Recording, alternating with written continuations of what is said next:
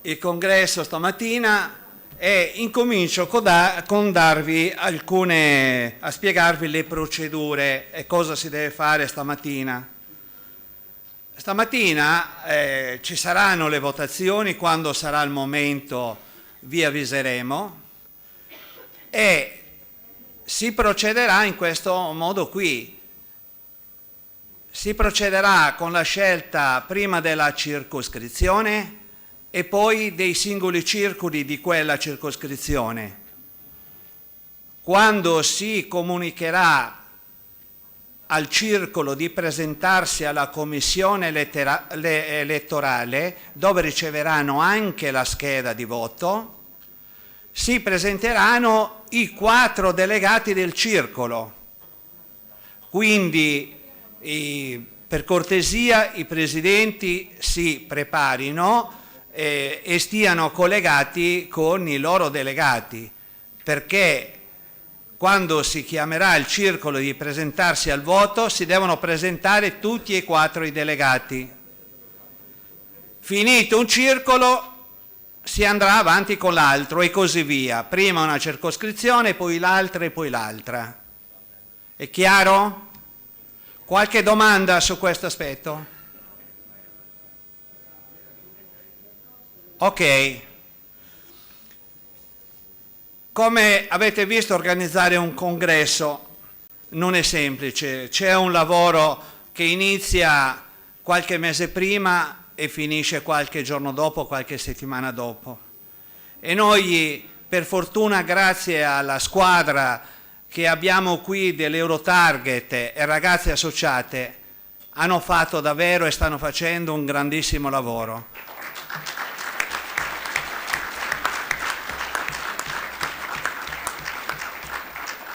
A incominciare da Mariella, che dirige il gruppo, Patrizia, Camilla, Giulia, Silvana, Paola ed Elisa. A questo noi gli dimostriamo un grandissimo affetto e ringraziamento per tutto il lavoro che stanno facendo.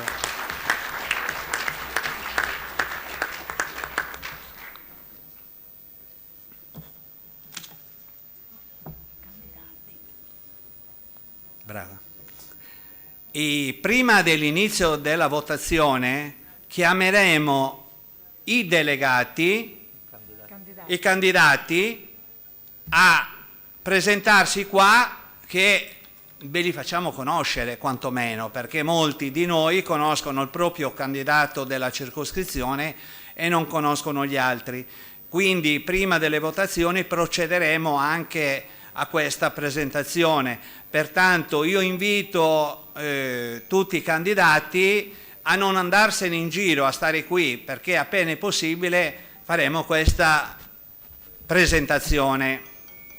Pertanto adesso iniziamo con gli interventi. L'ultima cosa, qui ci sono delle sedie vuote, ieri hanno partecipato alcuni presidenti, stamattina, visto che non c'erano ieri, possono partecipare alcune donne e giovani al tavolo, a sedersi al tavolo della presidenza. Questa organizzazione, per cortesia, fatela voi, voi donne, voi ragazzi, non dateci a noi la scelta perché voi vi conoscete, quindi potete tornare a desiderio, stare qui un quarto d'ora, 20 minuti, quanto è, poi si fa una rotazione continua.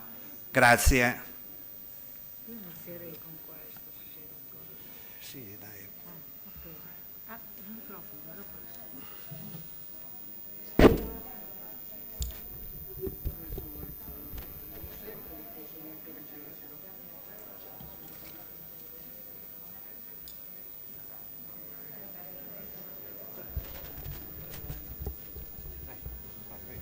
Allora, intanto che i candidati si organizzano, facciamo il primo intervento. Io direi proprio di iniziare con Mereu Mavi, che è del nuovo coordinamento giovani. È presente?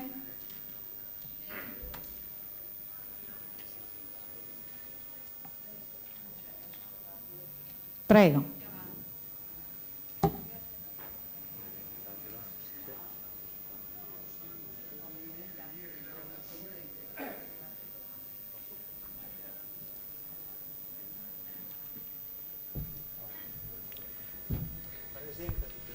certamente. Salve a tutti, sono Alessandro Piras, sono del Circolo di Pinerolo in provincia di Torino, partecipo... Ricomincio. Sono Alessandro Piras del Circolo di Pinerolo in provincia di Torino. Da oggi, o da ieri se meglio vogliamo dire, sono il rappresentante giovani per quanto riguarda la circoscrizione nord-ovest. Sono qui oggi, cercherò di essere il più conciso possibile per lasciare spazio a tutti quanti... Va benissimo. Per lasciare spazio a tutti i giovani che vogliono parlare quest'oggi e esprimere le loro ragioni, le loro idee e le loro innovazioni per quanto riguarda la Fasi e tutti noi amanti della Sardegna e popolo sardo. Io in particolare mi concentrerò su quello che è una carenza a livello digitale della Fasi, che è la mancanza assoluta di un database e di un elenco di quelli che sono i membri attivi, non attivi della Fasi, in modo da poterli raggiungere, conquistare e attirare con iniziative, proposte e tutto quello che può essere la vita ricreativa del circolo, sociale e anche a livello economico, che può attirare sia per i viaggi, sia per la cultura e per la bellissima Sardegna, nostra amata isola. L'idea che ci siamo predisposti noi giovani in congresso principalmente a Firenze, dove abbiamo avuto modo di esprimerci e di avere idee e portare avanti un brainstorming di quelle che sono le criticità della struttura organizzativa attuale e in sostanza di stilare un database sfruttando l'ottimo sito web già disponibile della Fasi, implementando una schermata dove ogni membro si possa registrare o rinnovare la propria tessera e inserire i dati dove può essere raggiunto tramite mail, con proposte e iniziative anche di più circoli, soprattutto in prefetture dove ci sono parecchi circoli molto vicini. Un esempio che porto perché nella mia zona, la provincia di Torino, è ricca di circoli molto vicini che spesso fanno fatica a parlarsi tra di loro perché non hanno i mezzi veloci e comodi per poter comunicare. Avere a disposizione un elenco di membri, anche targetizzato per età e sesso, in modo di poter proporre al meglio le proposte in base al tipo di iniziativa o di promozione che si va a fare, sarebbe fondamentale e agevolerebbe molto quello che è l'iniziativa dei circoli, facilitando anche di molto il lavoro organizzativo, avendo a disposizione velocemente un elenco di persone da poter contattare e comunicare, senza perdersi in spesso quello che è il problema di non sapere i membri o non avere modo di contattarli in maniera rapida. Parlando un po' più nel concreto, come ci siamo immaginati di realizzare la questione e l'infrastruttura, implementando un tesseramento online o un rinnovo online che garantisca tramite il sito web Fasi un aumento sicuramente in maniera sostanziale nel giro di un annetto, un anno e mezzo degli iscritti al sito Fasi, che al momento è decisamente inferiore a quelli che sono i membri della Fasi, perché tanti purtroppo non frequentano i circoli, sono soltanto di circostanza, spesso per i biglietti, e avere modo di contattarli e raggiungerli con iniziative sarà un sicuro aumento di vitalità all'interno dei circoli, che spesso tendono a spegnersi proprio perché non hanno modo di arrivare con le loro iniziative. Sostanzialmente la nostra idea era questa e riteniamo che sarebbe un grande vantaggio anche per noi giovani per poterci aggregare in manifestazioni più importanti, anche di più circoli, scusate, in modo che possiamo riunirci e raggiungerci con più facilità e più digitalizzazione. Riteniamo che nel 2022 ormai alle porte sia essenziale avere almeno questo tipo di infrastruttura. Il mio discorso è finito, vorrei ringraziare la Fasi per il tempo concessomi. Lascio la parola al prossimo. Grazie anche per i tempi che sono veramente perfetti. Adesso inviterei per l'intervento, ringraziandolo, il senatore Gianni Marilotti, Presidente della Commissione per la Biblioteca e l'Archivio Storico del Senato. Grazie.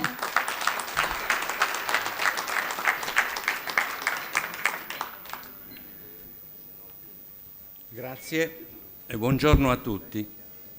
Sono lieto di partecipare a questo 7° congresso della Fasi e ringrazio gli organizzatori, Serafina Magia e Tonino Mulas in particolare, che conosco da tantissimo tempo, ma anche gli altri amici per il cortese invito. Avete dato a questo vostro 7° congresso un titolo molto significativo, Su Nou e Su Connottu. Devo dire che questo titolo è stato declinato dai vari interventi in vario modo. A volte è sembrato in modo quasi contrapposto, quasi contrapponendo i due termini, accentuando l'aspetto Su Connottu, ci si sofferma sulle tradizioni, sulle radici, mentre soffermandosi o accentuando l'aspetto Su Nou, invece ci si rivolge ad aspetti legati al cambio di passo necessario alla Sardegna per uscire da questa situazione di crisi. Eppure io credo che ci sia in tutti noi la consapevolezza che i due termini non siano affatto contrapposti, ma siano complementari. Perché complementari? Diciamo che senza radici non c'è futuro. Il futuro non può che partire dalle nostre radici. Non esiste libertà al di fuori della storia, questo è il punto fondamentale. Al di fuori cioè delle concrete esperienze storiche.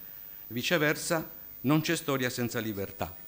Ho citato una lezione, in breve, crociana, ripresa alla grande dal nostro Antonio Gramsci, che dà un senso compiuto al titolo di questo 7° congresso. Gramsci diceva di sé: io sono un sardo senza complessi psicologici. Lo diceva da uomo maturo, non da uomo che non era ancora uscito dalla Sardegna. Lo diceva dopo essere stato a Torino e dopo essersi confrontato con la cultura alta, nazionale e internazionale. E questo dire sono sardo non era soltanto, come dire, un atto di fedeltà alla sua terra, ma era la piena consapevolezza che ciò che poi ha fatto, il pensiero che ha costruito, nasce anche in gran parte dalle sue radici. Questo significa essere sardo senza complessi psicologici, cioè senza complessi di inferiorità, perché soltanto appropriandosi di una piena identità è possibile costruire un futuro migliore. Ecco, in questo ricco dibattito congressuale sono stati affrontati tutti i temi sul tappeto. Si è parlato molto del principio di insularità, connesso a quello della continuità territoriale, si è parlato dello spopolamento, della fuga dei cervelli, si è parlato del tema delle infrastrutture, delle start-up innovative, di ciò che necessita la Sardegna per mettersi al passo con altri contesti. Ora, sul principio di insularità c'è stata una battaglia fondamentale, perché qua tutti vogliono prendersi i meriti. Io i meriti li voglio dare a chi ce li ha, e cioè a un comitato spontaneo di cittadini che ha visto la partecipazione di centinaia, se non migliaia, di giornalisti, imprenditori, studenti, docenti universitari, donne, uomini, che si sono spesi andando in giro in centinaia e centinaia di assemblee in tutta la Sardegna, e là sono state raccolte le firme, non soltanto in Sardegna, perché 30.000 di queste 120.000 firme per l'inserimento, per una proposta di legge che prevede l'inserimento in Costituzione del principio di insularità, sono state raccolte fuori dalla Sardegna, in altre regioni italiane. Questo è un elemento molto molto importante, direi. E allora rendiamo grazie al comitato scientifico. Io ne faccio parte fin dal primo momento. Facciamo premio al comitato organizzatore. Voglio citare tra tutti, oltre che Maria Antonietta Mongiu, anche Roberto Frongia, scomparso recentemente, che è stato veramente l'anima di questo percorso. Noi in Senato, arrivato dunque in Senato, mai era successo nella storia non solo della Repubblica, ma nella storia d'Italia, che una proposta di legge popolare venisse discussa e approvata da un ramo del Parlamento. Questo è successo perché il nostro merito è modesto. Abbiamo fatto quadrato, semplicemente ci siamo uniti. Intanto come senatori sardi abbiamo preso contatti sia con il Consiglio regionale, con gli amministratori, sia con questo comitato con cui siamo stati in costante contatto. E da qui è stato visto che, insomma, anche per l'enfasi che la stampa ha posto su questo problema, il Senato ha approvato. Mi è stato detto: guarda Gianni, l'abbiamo approvato perché vi abbiamo visti compatti, perché non era mai successo. Sembra una banalità, una battaglia di popolo su un tema che accomuna tutti, che non chiede soldi, che non chiede elemosine, ma chiede di competere alla pari all'interno non solo del contesto nazionale ma europeo, rimuovendo quegli ostacoli che lo impediscono, secondo i principi stabiliti dal Trattato di Lisbona. Questo si chiede, non chiediamo elemosine, questo l'hanno capito che è molto importante. Attenzione, è una battaglia storica vinta, ma è un primo passo. Non abbiamo ancora vinto niente. È un primo passo perché adesso occorre metter mano alle questioni anche regionali. Io credo che sia arrivato il momento di riformare lo statuto regionale, di riformarlo in varie direzioni, innanzitutto con una piena applicazione dello stesso, perché l'articolo 13 dello statuto, quello che ha consentito il primo piano di rinascita, primo e unico piano di rinascita nella nostra storia, perché gli altri sono stati piani settoriali, mentre il piano di rinascita primo è stato un piano organico che, al di là di alcuni errori, puntare tutto sulla chimica, si è rivelato storicamente, diciamo, un errore, però ha consentito alla Sardegna di entrare nella modernità. Dopo di allora non c'è stato nessun altro piano di rinascita organico che affronti le questioni dalla sanità all'istruzione, alla continuità territoriale, eccetera, eccetera. Non c'è mai stato. Come se la classe politica abbia pensato che fosse un unicum l'articolo 13. Una volta vi siete bruciati quel piano di rinascita e tutto finisce là. Non è così. E io credo che in forza anche dell'inserimento in Costituzione del principio di insularità, noi possiamo attuare pienamente l'articolo 13 della Costituzione. Lo Statuto va cambiato anche in altre direzioni. Si è parlato molto anche in questo congresso del ruolo sempre più importante che circa un terzo dei sardi vive all'estero. La forza, la qualità della presenza, il loro legame con la Sardegna da parte dei migranti, perché io ormai ho smesso di parlare, di distinguere emigrati da immigrati. Viviamo in un'epoca, in un'era in cui le migrazioni sono un dato di fatto e noi non possiamo pensare di risolverlo creando muri o altre cose ancora. Noi siamo, quindi preferisco chiamare i migranti sardi. Migranti perché? Perché non solo mantengono un legame con la Sardegna, vorrebbero anche rientrare, ma potrebbero anche decidere di migrare anche altrove, sempre mantenendo questo legame con la Sardegna. Dovunque si trovino, mantengono questo legame con la Sardegna.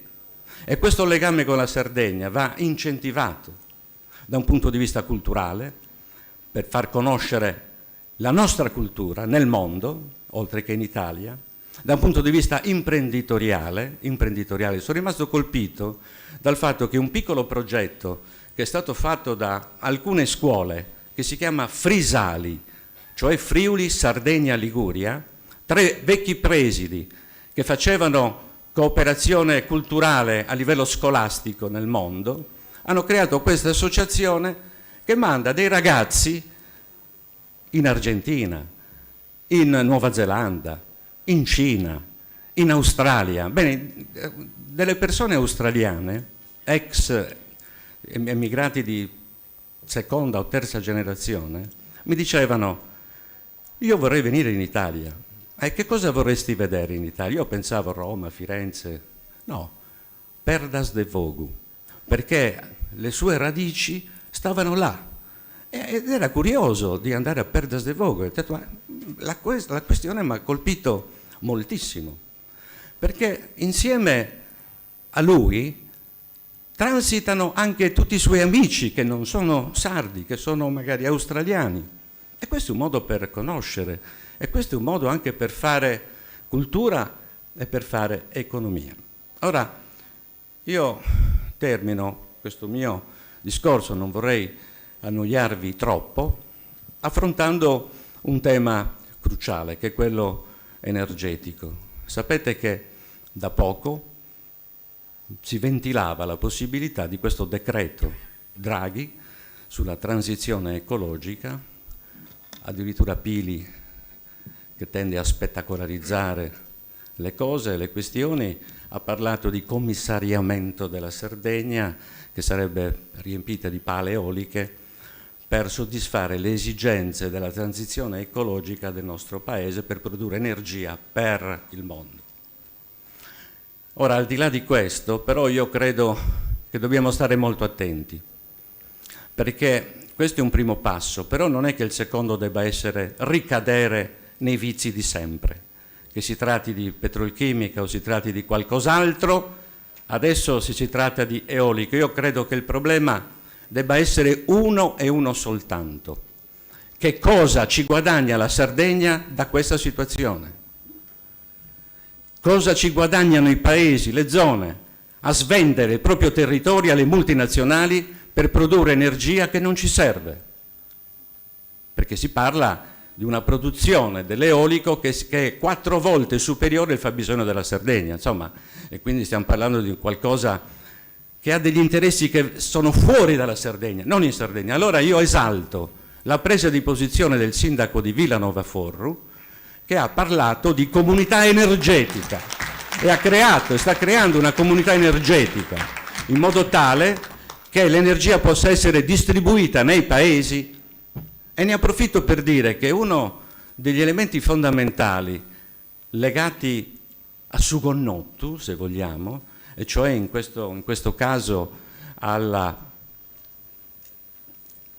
Sagarta de Logu, Sagomunella, vi ricordate? E cioè il fatto che le comunità vivevano dell'ambiente, facevano legnatico, raccoglievano le olive, secondo proporzioni legate alle famiglie, ed erano tenuti a dare il loro aiuto alla comunità.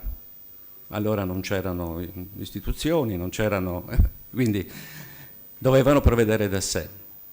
Io credo che le imprese di comunità siano il futuro anche per lo sviluppo della Sardegna. Imprese di comunità che abbiano come ragione sociale il benessere della Sardegna, il benessere di quella zona, il benessere di quel territorio. E credo che c'è un progetto di legge che sta andando avanti in questa direzione, si attagli molto bene allo spirito dei sardi e anche alle possibilità di sviluppo. Imprese di comunità dove sia chi possiede terreni, sia chi possiede capitali, sia chi possiede soltanto forza lavoro, mette a disposizione il proprio tempo e il proprio lavoro, possano partecipare.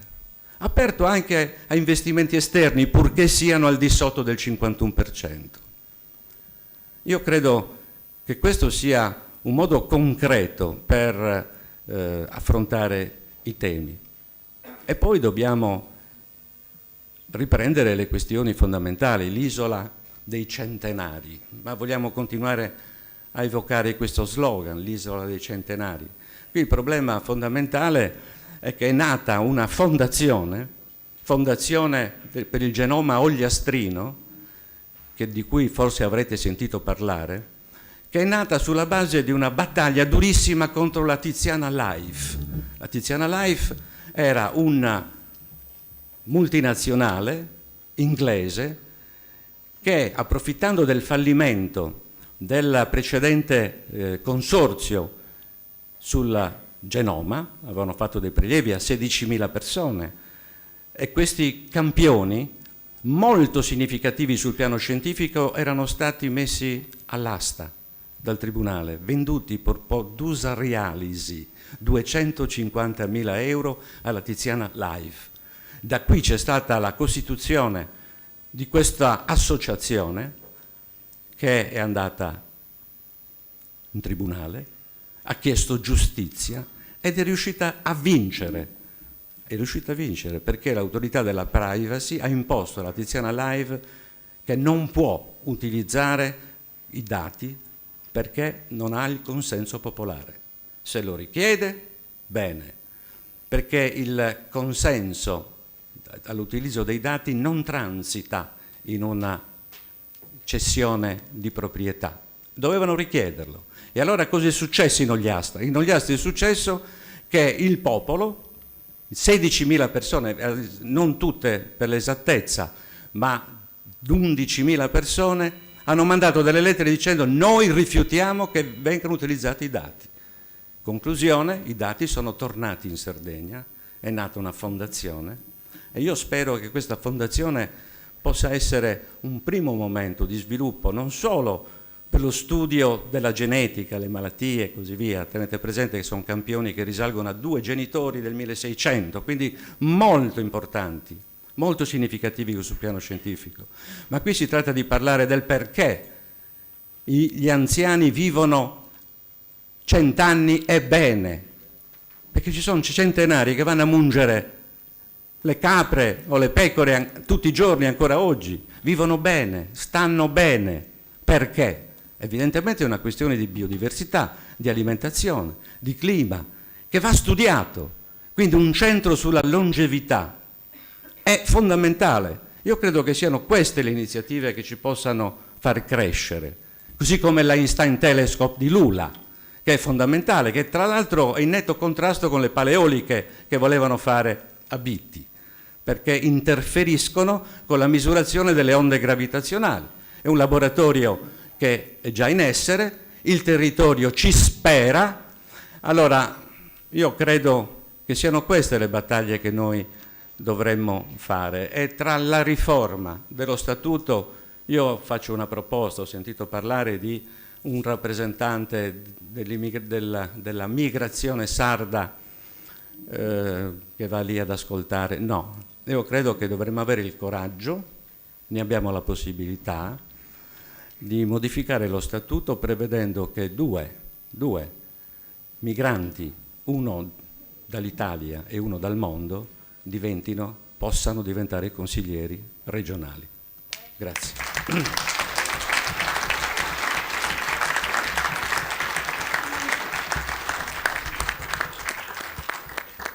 Grazie Velotti. Si preparino i candidati all'esecutivo che dopo l'intervento che ci precede li presentiamo. Grazie. Allora, invito adesso Mattia Lilliu all'intervento. C'è Mattia? Sì. Prego.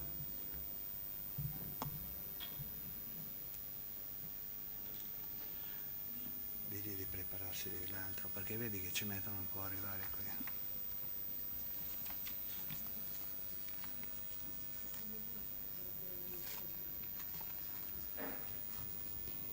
Intanto si può preparare per l'intervento successivo Michele Carta,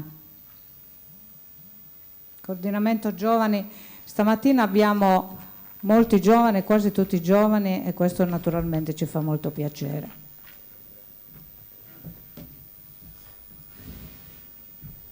Io ho bisogno della pedana.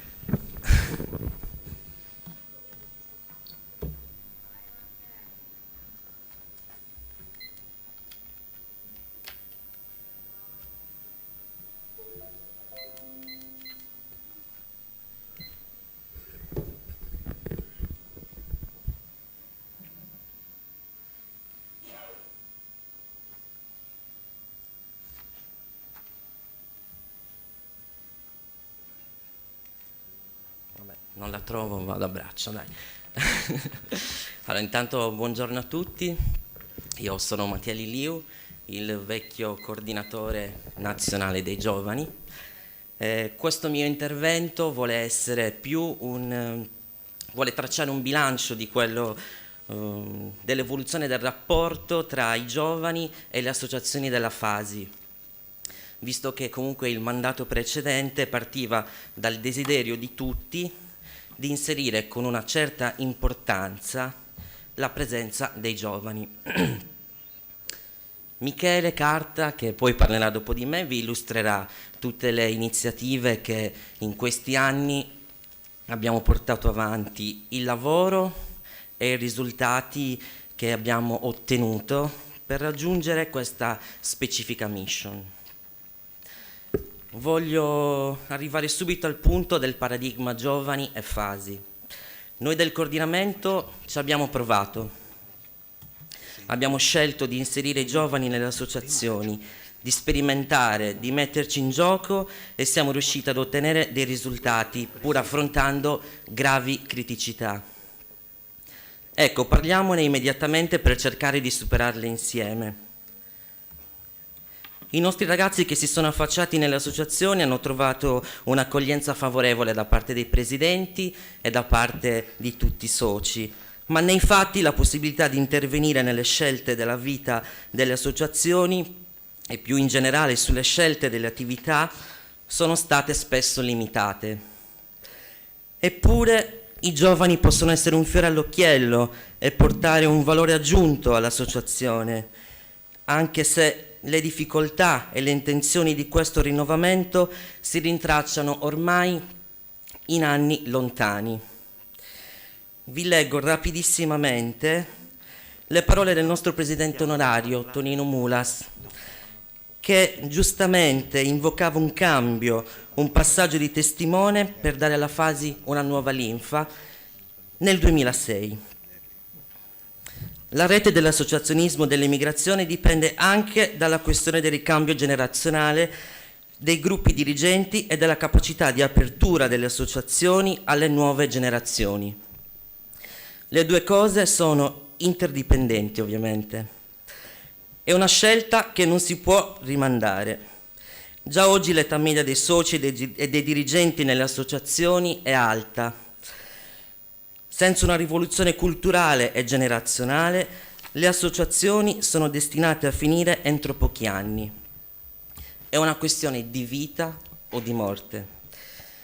La soluzione è una sola: la condivisione di responsabilità e la coesistenza fra vecchie e nuove generazioni, magari nella distinzione di orari di lavoro, di spazi fisici e temporali. I vecchi soci possono e devono creare le condizioni per l'accoglienza dei giovani, l'inserimento e infine la successione.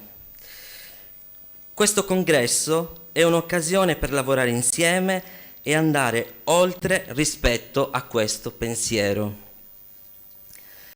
Il titolo di questi 3 giorni non è casuale. Su nou e su connottu. La forza del nuovo e il valore dell'esperienza per orientarsi nel domani. Questo titolo lancia una prospettiva, una sfida ormai ineludibile, impone una scelta di collaborazione reale. Durante questo congresso è sempre stato accostato il termine giovani alla parola futuro. Questa cosa, devo essere onesto, un po' mi perplime, perché il pensiero mio e di tanti altri ragazzi qui è un altro. Anche stavolta voglio usare una citazione di Papa Francesco. I giovani non sono il futuro, bisogna correggere questa espressione. I giovani sono l'adesso, l'oggi. Questa citazione di Papa Francesco dobbiamo farla nostra e impegnarci per una fase progettuale e innovativa, dinamica e veloce, moderna e nuova, ma nei fatti. Io credo che la federazione nella sua interezza debba organizzarsi su queste basi, valorizzando l'apporto che i giovani possono offrire per consentire lo sviluppo di una nuova progettualità intorno ai grandi temi dell'ambiente, della sostenibilità e dell'ecologia. Lo sappiamo infatti che questi sono temi e saranno temi centrali, saranno il filo conduttore della ripresa post-pandemia di tutta l'economia mondiale del prossimo futuro e l'apporto delle nuove generazioni è imprescindibile. Detto questo, noi giovani siamo qui, mettiamo in campo le nostre energie, le competenze, le professionalità.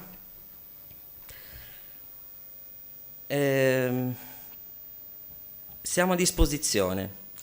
Con il vostro supporto possiamo iniziare a dare il nostro apporto subito. Basta solo volerlo.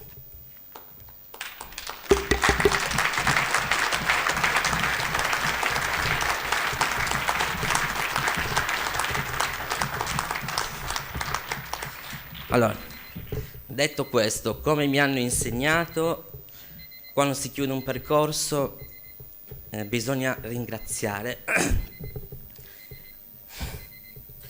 Allora, ringrazio le associazioni che hanno accolto le iniziative del coordinamento in tutti questi anni. Le associazioni che hanno sostenuto le nostre attività, tutti i ragazzi che in questi... Dai, posso farci?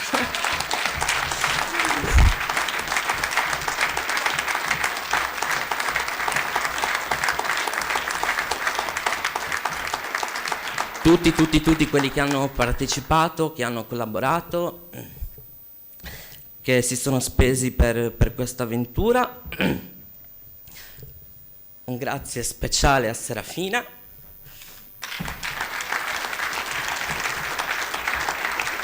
Lei lo sa. E un saluto a Renzo e Anna Maria.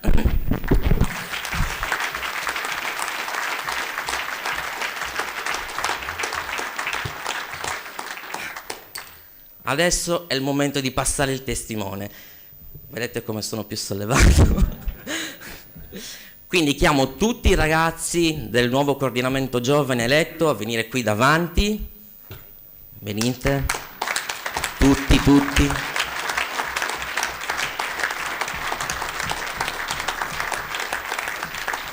Dai, correte, veloci, corsa.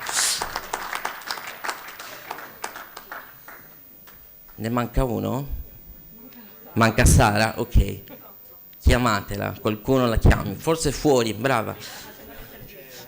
Allora, no, prendete il centro, non di Mattia, lato, al centro, ragazzi. Mattia, dai 2 minuti che poi bisogna procedere, Sì, perché sennò vado non veloce. riusciamo a fare non si riesce a far parlare gli altri. Alessandro Piras del circolo dell'associazione di Pinerolo, nord-ovest, centro-nord Cristian Ferro di Bareggio, nord-est Veronica Garau Gorizia, centro-sud Asia Piso Abruzzo e Molise. Un dato che voglio sottolineare subito: sono tutti sardi di seconda generazione, anche questo è un elemento su cui riflettere. In quota nazionale invece abbiamo Mavi Mereu, Michele Carta e poi la nuova coordinatrice dei giovani, per la prima volta una coordinatrice giovane donna, e si chiama Sara Nicole Cancedda. Non è in sala, mi sarebbe piaciuto presentarla. La sentirete dopo. Sara è un avvocato in uno degli studi internazionali più importanti. Farà un intervento sull'ambiente e questo amore per l'ambiente capirete da dove Grazie nasce. infinite, buon lavoro, veramente grazie, augurissimi, buon lavoro. Un grazie immenso e uno augurio di buon lavoro a tutti voi. E io invito intanto i candidati al comitato esecutivo di avvicinarsi, che dopo il prossimo intervento verrete presentati. Che è Michele Carta, e quindi preparati. Perfetto. Adesso, dopo i candidati, però se non ci sono i candidati si può procedere assolutamente con l'intervento di Michele Carta. Prego Michele, vai pure. Quelli che ci sono li presentiamo, gli altri non possiamo aspettare. Sì. Ho detto prima, è stato qui che...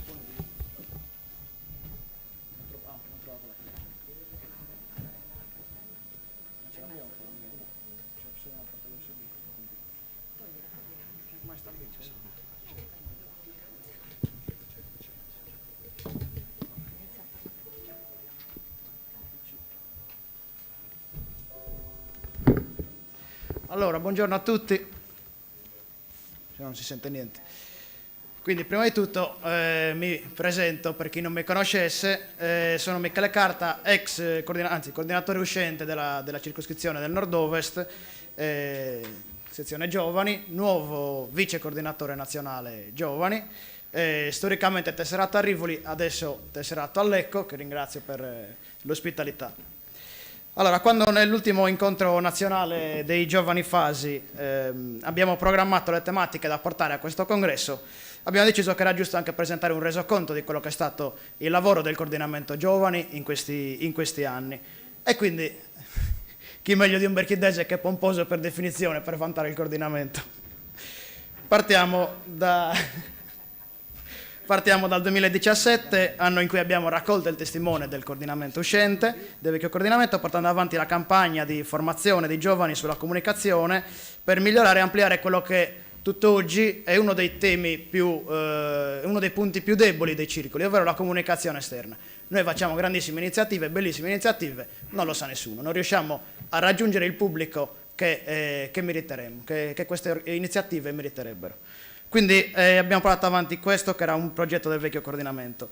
Nell'anno 2018 si apre la porta dei contributi RAS. Abbiamo presentato 2 progetti regionali che sono stati finanziati dalla regione a bando, che seguivano 2 filoni principali. Da una parte la promozione culturale, dall'altra quella turistico-economica, cercando di presentare entrambe questi filoni sotto un punto di vista nuovo che si staccasse quanto più possibile dai classici stereotipi che accompagnano la nostra regione, cercando di concentrarci su aspetti che spesso vengono sottovalutati e che meriterebbero di essere approfonditi.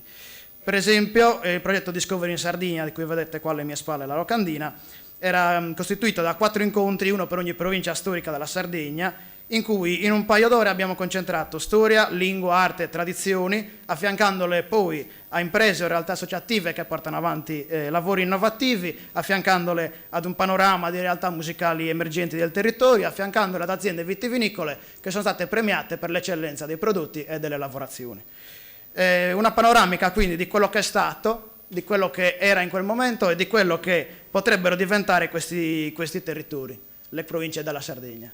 Questo progetto, cosa di cui faccio vanto del coordinamento che ho rappresentato e che andrò a rappresentare adesso, è stato, tutti questi incontri sono stati trasmessi in diretta Facebook, quindi con un pubblico mondiale, perché abbiamo ricevuto saluti e commenti anche dai circoli in Germania, dai circoli in Argentina. Quindi quando noi abbiamo fatto questi incontri avevamo una vetrina mondiale e questo deve essere, tornando al discorso della comunicazione, deve essere il nuovo modo di vedere le cose. Noi dobbiamo aprirci quanto più possibile, far vedere che noi lavoriamo, perché molti non sanno quasi quasi neanche dell'esistenza dei circoli. Andiamo avanti. Ballammo il noi scaso al ballo di un sol nostro, su un video corso di base sui principali tipi di ballo sardo, liberamente fruibile da tutti quanti su YouTube. Un maestro e 2 ballerini a disposizione di tutti coloro che volessero imparare l'ABC dei nostri balli, 24 ore su 24, 7 giorni su 7. Fruibile da qualsiasi parte del mondo sia raggiunta dalla connessione internet, evitando quindi i limiti fisici imposti dai classici supporti quali DVD o libri. 5 video con 43.000 visualizzazioni su YouTube e altre 20.000 su Facebook. Un pubblico raggiunto stimato dalle statistiche di Facebook, non lo dico io, di oltre 100.000 persone. Quindi è un progetto che ci tengo a sottolineare, realizzato interamente con maestranza e professionalità interne alla fase. Non abbiamo cercato neanche un professionista che non fosse tesserato con noi. Questo cosa vuol dire? Che noi al nostro interno abbiamo un grandissimo serbatoio di competenze e di capacità che dobbiamo sfruttare.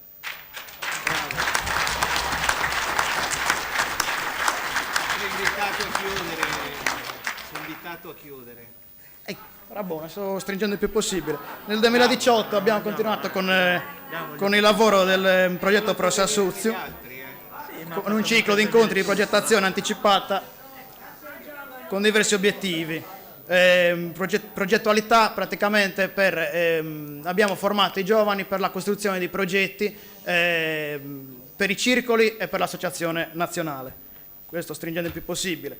Nuoro 2020, Capitale della Cultura, abbiamo lanciato una campagna social per sostenere la candidatura di Nuoro a Capitale della Cultura. Abbiamo fatto vedere le nostre facce, i nostri presidenti, i nostri soci che hanno spinto su Facebook dando visibilità a questa campagna qua. Poi, Vai Sardegna, il blog, la nostra vetrina, ci siamo ricavati, abbiamo comprato, grazie anche alla Fasi, uno spazio internet su cui riversare le nostre iniziative, utilizzarlo come vetrina e su cui chiunque può dibattere sui temi legati alla Sardegna, vista da dentro e vista da fuori. Quindi un tavolo virtuale di confronto.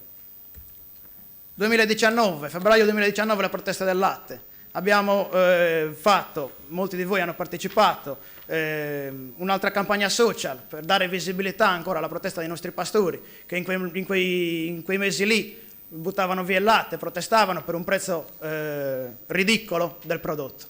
Abbiamo dato il nostro contributo in questo modo come immigrati. Reaction, questo è un progetto fatto durante la pandemia non siamo rimasti fermi. Avevamo internet, eravamo tutti quanti a casa, facciamo delle video interviste, coinvolgiamo personalità del mondo della musica, dello spettacolo, delle imprese, capiamo cosa stanno facendo in questo periodo, quali possibilità ci sono di rinnovamento, di rilancio e come stanno affrontando quel periodo lì, il periodo del lockdown. Poi andiamo avanti, Susardo in Tempo le Oie, questo è un progetto che è un signor progetto realizzato in collaborazione con il professor Pisano sotto la sua stretta sorveglianza. Questo è un corso di lingua sarda strutturato secondo un programma scolastico di e-learning, cioè video lezioni, per cui 24 video lezioni registrate, fruibili in qualsiasi momento del giorno e della notte da chi si è iscritto al corso. Un corso diviso in secondo le 4 macro varianti, possiamo dire, il campidanese, il logudorese, il nuorese e il gallurese, che spesso viene ignorato dalla politica linguistica regionale, e noi l'abbiamo portato avanti. Non fatto riposare, questo è il progetto che chiudo, questo è l'ultimo, questo è il progetto che più di tutti... Ma per favore, scusate, hanno diritto tutti di parlare. Siccome se sono presidente voglio far parlare a tutti. Prego. 6 minuti. Finisci. Siamo dentro. Questo è il progetto che noi come coordinamento uscente lasciamo al nuovo coordinamento, perché è un progetto già avviato, è un progetto tra virgolette che va avanti da solo, è un concorso fotografico in cui noi nei diversi anni, anzi per i primi 2 anni, l'abbiamo fatto tramite finanziamento di bando regionale. Quest'ultimo anno, grazie ai fondi che la Fasi dedica al coordinamento giovani, perché non ci siamo voluti fermare neanche quest'anno che, tra virgolette, i soldi della regione non c'erano, noi siamo riusciti a farlo lo stesso. Una mostra fotografica per vedere la Sardegna secondo nuovi punti di vista. La prima edizione abbiamo fatto le stagioni della Sardegna, quindi non solo l'estate, non solo le spiagge, ma anche l'inverno, il carnevale, la Sartiglia, la settimana santa. Queste qui sono tutte tematiche che noi abbiamo raccolto in una serie di scatti, che poi è un progetto pensato anche in ottica di circolo, perché questi scatti, una volta stampati, sono disponibili per le mostre fotografiche nei circoli, quindi un progetto che viene realizzato dal coordinamento giovani e che poi rimane fruibile gratuitamente per tutti i circoli che volessero organizzare iniziative e presentazioni facendo vedere un'immagine nuova della Sardegna. Grazie. Grazie Michele, a nome di tutti. Come sai, poi i documenti verranno archiviati.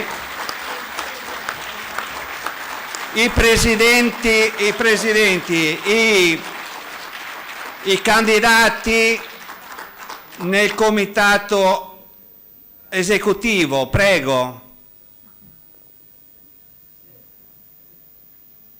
Allora, diciamo i nomi, chiamiamoli per nome. Fagli arrivare, aspetta. Prego.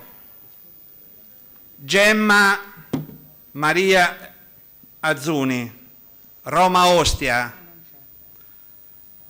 Brunetti Maria, per cortesia. Mara, alza la mano. Fanari, Maurizio purtroppo non c'è perché è in ospedale e gli facciamo i nostri migliori auguri.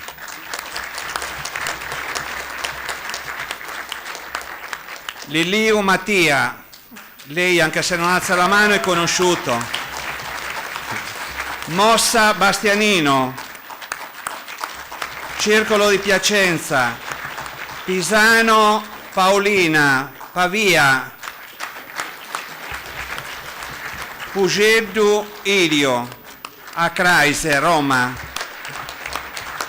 Secchi Maurizio, Gattinara, Sedda Luciano, Vicenza, Sedda Luciana, scusami.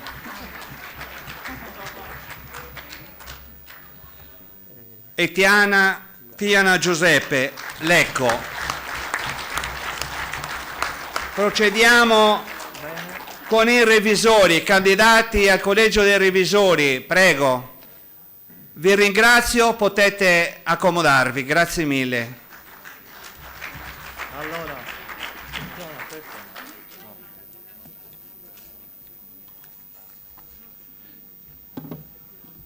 Si preparino i candidati al Collegio dei Probiviri. ok, bene. Prima revisori. I revisori dei conti, i candidati sono Fabio Cadoni del Circolo di Udine, Giovanni Cervo di Milano, Salvatore Passerò di Pinerolo. Alzate la mano quando vi dice i nomi. Giovanni Cervo. Prego. Giovanni Cervo ce l'abbiamo. Fabio Cadoni c'è? E Salvatore Passerò? Eccolo. Bene. Maria Elena Tanda di Padova. Bene. E Luciano Zucca di Pesaro. Allora, Luciano. Questi sono i revisori dei conti, grazie. Grazie mille. Per quanto riguarda il collegio dei probiviri, i candidati sono Gian Maria Casu, Titina Maccioni di Pisa, Giovanni Paolo Murittu di Castelletto Ticino, eccolo qua, Marinella Pancieri di Cesano Boscone e Giulio Cesare Pittalis di Fiorano. Bene. Ringraziamento per la vostra disponibilità. Potete accomodarvi. Appena è pronto lo spazio per le votazioni, daremo inizio appunto alle stesse votazioni. Quindi procediamo con gli interventi. Allora. Ah sì, allora ricordami il nome per favore. Mavi, sì, ti avevamo chiamato stamattina. Prego, a te.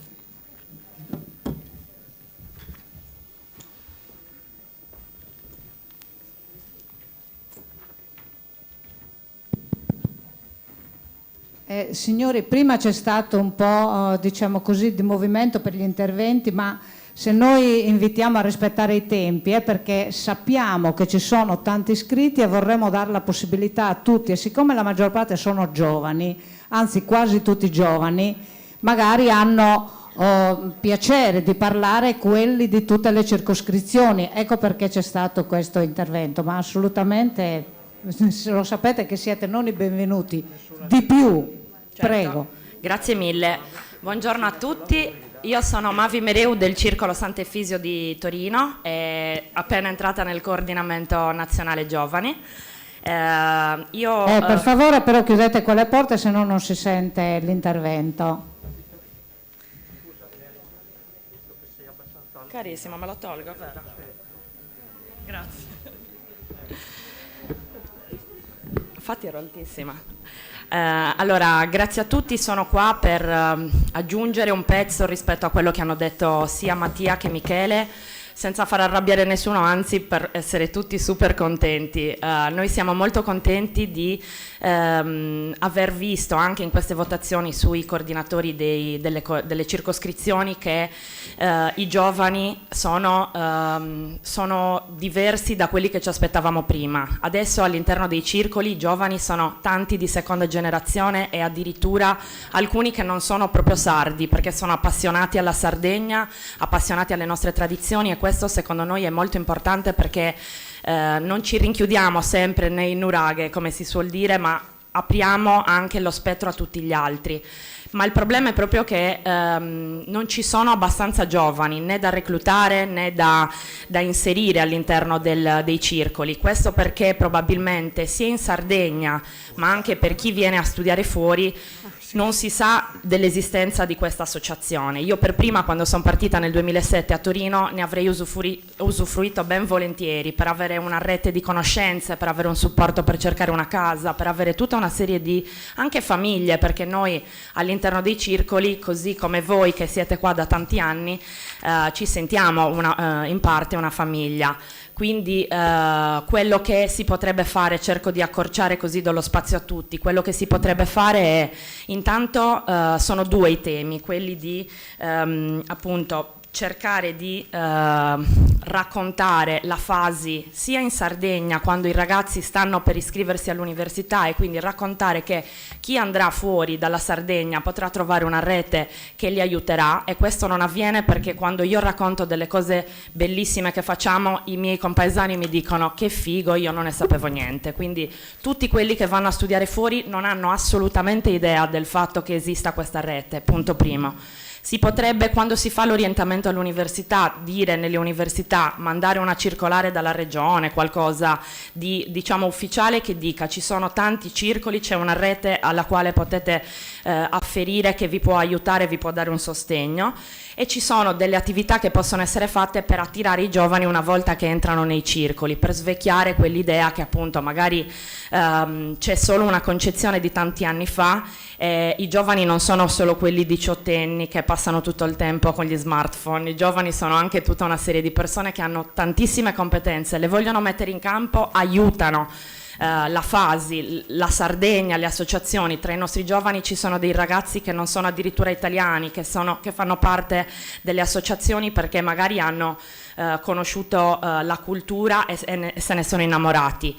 Quindi dobbiamo, secondo me, tutti insieme, grandi e piccoli, chiamiamo così, collaborare per fare in modo che i giovani siano più invogliati a entrare a far parte dell'associazione, anche perché hanno all'interno proprio dei benefici che possono essere di competenze, visto anche dei progetti che abbiamo fatto di formazione, oppure anche una rete sociale, anche perché fondamentalmente tutti questi giovani di oggi saranno quelli che domani sostituiranno anche le vecchie cariche, quindi abbiamo bisogno non per forza di sostituire adesso, perché noi abbiamo assolutamente bisogno dell'esperienza, delle tradizioni e di tutto quello che chi è immigrato molti più anni di noi ci può trasmettere, e allo stesso tempo però dobbiamo dare lo spazio ai nuovi di collaborare e portare le loro competenze, che nel 2021 sono completamente diverse dalle competenze di 50 anni fa, che possano portare la Fasi a essere più conosciuta e a portare un valore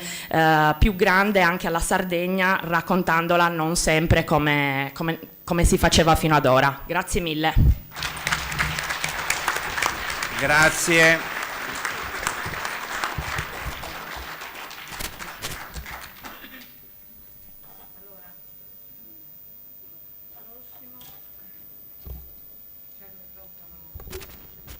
Grussu Simone, Ciampino.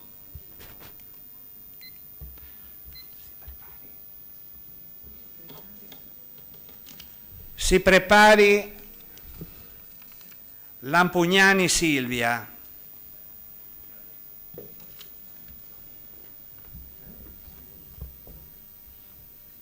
Il gruppo donne neolete, finito l'intervento, saranno presentate, pertanto si avvicinino tutti qui.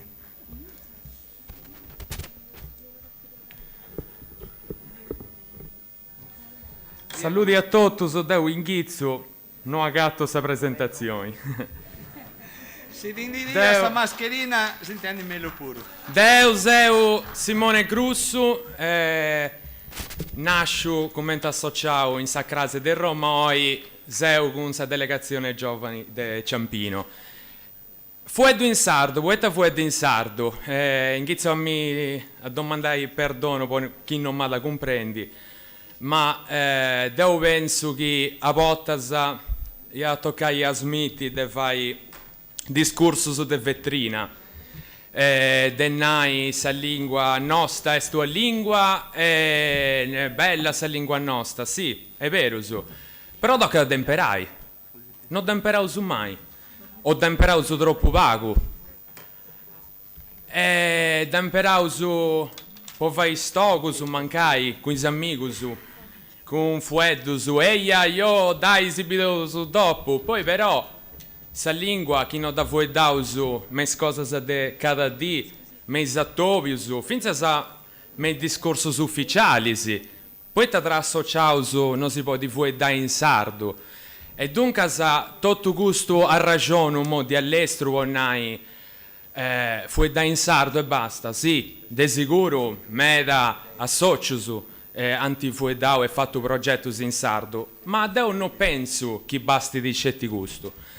Io penso che esti proprio sa natura di un circolo, poiché un circolo nasce per promuovere sa tradizione, sa cultura, sa identità di questa Sardegna, e quali cose più importanti di gusto dessa lingua sarda. Dunque, io voglio dare un consiglio oggi. Cercai de fare più attività per dare valore a sa lingua. Finza sa pochissa lingua, come i sardo su de seconda o terza generazione, i giovani su, non hanno mai dentro sa possibilità di imparare. Poeta teneusi scritto su che hanno funti sardo su, poeta hanno funti nasciuti in Sardegna. Non è un nato in Sardegna a fare sa sardidadi, ma uno si può accostare a sa Sardegna e inghizzare da mai. Dunque, se noi di più donai sa possibilità di inghizzare a conoscere tutte queste cose, se finza sa su sardo. Dunque, a capo, domando perdono, gli hai fatto tutta questa presentazione con questa traduzione italiana, questa vi donai importanza finza sa a chi giustamente su sardo non lo conosci. Consiglio su può accabai. Su primo, cercare di fare più attività che promuovano dunque tutta questa cultura con artisti di Sardegna e non cercare di s'accappiare sempre ai su stesso su due su tre nomini. Tenere su una vastità di artisti, cercare su de cambiare, con noi su a tutto, tenere su a ricchezza a manna. La seconda cosa, cercare di fare più attività che donino valori ai produttori e alle aziende di Sardegna, e che va in tibino, casu, pani, tappetus, e donedi sa possibilità di si confrontare e di crescere finza a quanto più su quanto produttori di questa zona di Osatro, su Milano, Roma, Napoli, del sul circolo di Osatro. Donai più valori ai giovani, donai questa possibilità di crescere e di fare attività di nuova. Cercai a volte di avere il gioco su discio che poi parli qualcosa a leggere, però si scappiai da tutte le sconvinzioni che a volte si tenevo. Cercai adesso perché tu su open mind. E in a cabo, sa lingua sarda non per importanza, ma cercai di fare più corso su de lingua, finza sa può fare più bella sul linguaggio che chi si fu dai conosciti, e debattiai no a gente che non conosce di su sardo nulla, non si manco di avinghizzai, e cercai di accostare figlio su amico su parentesi o cada persona che sia interessata a questa lingua. Usate a me in conferenze, a riunioni tra sociali, su documenti ufficiali, si finza con sa regione, teneusi su sportello linguistico, ci causa di andare innanti, scrive libri in sardo, e doneto su spipietto su mesa a scuola, sa ligi. A cabo. Grazie a decoro a tutti su per mai permesso di vedere noi e in questo luogo di importo umano. Saluti a tutti. Grazie che ci hai dato Vinza Ricciardo, ti ringraziamo per questo. Però Zorzovano, come toccato a voi spuro dello remunire, non sono noi se lo abbiamo remunito su Scamospoi, come a chi te ne vuoi metta però del Zovano. Grazie. Grazie a voi.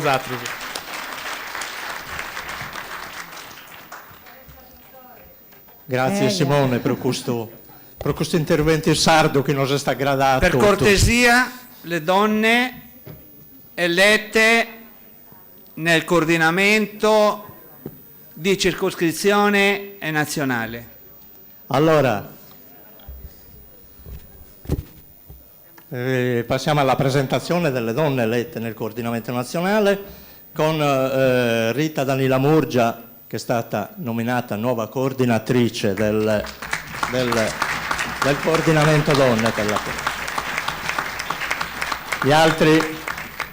Le altre donne del coordinamento sono Francesca Concas, che è coordinatrice uscente, e Maria Antonietta Schirru. Maria Antonietta Schirru è in sessione elettorale, quindi non può... Bene, assente giustificata. Poi abbiamo le... Eccola arrivata. Bene. Poi per quanto riguarda le responsabili donne dei coordinamenti delle circoscrizioni, Nicoletta Menneas per il centro-sud, Beatrice, leggo male il cognome perché non l'ho scritto io, per cui al quadro, bene, Beatrice al quadro per il centro-nord, Irene Manis per il nord-ovest e Maria Gabriella Schirru per il nord-est. Eccola qua. Grazie. Andiamo.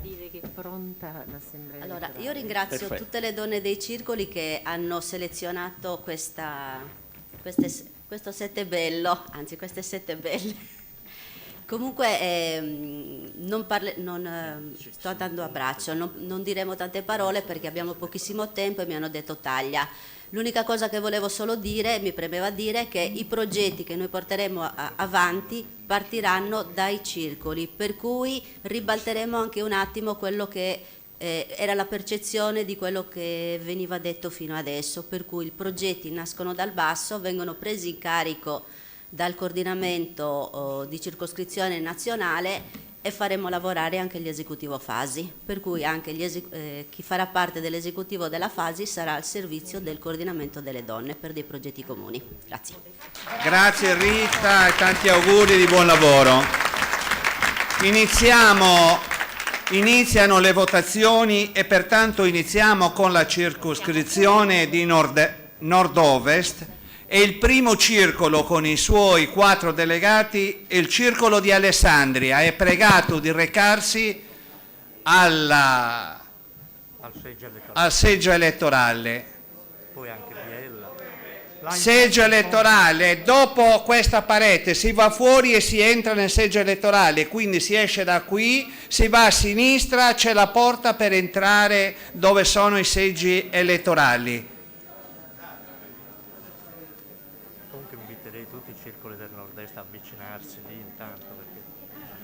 Invito tutti i circoli del nord-est a prepararsi con i propri delegati perché dobbiamo velocizzare, nord-ovest scusate, dobbiamo velocizzare le votazioni. Siamo molto in ritardo, grazie.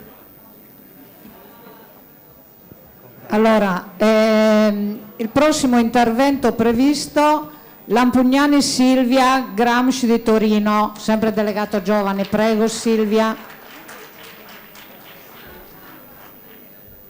E cortesemente che deve chiacchierare fuori però, perché non sentiamo gli interventi. Grazie. Anche le porte chiuse magari. Le porte chiuse, sì. Allora, buongiorno a tutti, sono Silvia Lampugnani del Circolo Antonio Gramsci. Sì, del Circolo Antonio Gramsci di Torino, e oggi mi limiterò a leggere ed esporre il pensiero di Alice Murgia del Circolo Acrase di Roma. Buongiorno a tutti, in questi 3 giorni in cui si è discusso e si discuterà di temi importanti e cari per il presente e il futuro delle associazioni e della federazione di cui facciamo orgogliosamente parte, colgo l'occasione per portare l'attenzione sul ruolo delle giovani donne nelle associazioni, che purtroppo a fine 2021 sono ancora poche. Per le giovani donne le cariche offerte all'interno delle associazioni sono sempre poche e la supervisione dei più anziani è spesso talmente opprimente da non permettere di esprimerci e di portare il nostro contributo alla comunità. I temi affrontati nelle riunioni e l'offerta dei servizi è purtroppo limitata perché pilotata da una mentalità ancora troppo viziata dai pregiudizi dei membri più anziani. A nome di tutte le giovani donne chiedo ai gentili presidenti e membri dell'esecutivo di essere più fiduciosi nelle nuove generazioni che hanno tanto da offrire. Temi a noi particolarmente cari come la parità di genere, la libertà di espressione e la lotta contro le discriminazioni per motivi di sesso, genere e orientamento politico dovrebbero essere centrali e le associazioni, così come la FASI stessa, dovrebbero promuovere uguaglianza e facilità di accesso a risorse e opportunità indistintamente dal sesso e dall'età. Sarebbe auspicabile dare spazio a un rinnovamento che scuota gli animi dal profondo. Questo avvicinerebbe un numero sempre maggiore di giovani che, valorizzati dalle istituzioni, porterebbero il loro contributo in termini di eventi che si tradurrebbero in maggiori liquidità per le associazioni e rinnovato interesse da parte delle comunità circostanti. In chiusura ringrazio tutti i membri del Coordinamento Giovani con cui ho avuto l'onore e il piacere di lavorare, che con grande impegno ed entusiasmo hanno contribuito alla realizzazione di progetti ambiziosi. Infine auguro al nuovo coordinamento buon lavoro e rinnovo la completa disponibilità per una fruttuosa collaborazione. Grazie e buone feste a tutti. Grazie. Circolo di Biella, si presenti al seggio elettorale e si prepari Bolengo.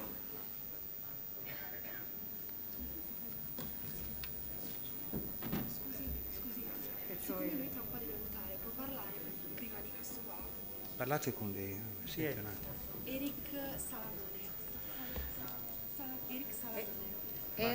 Salamone di Torino.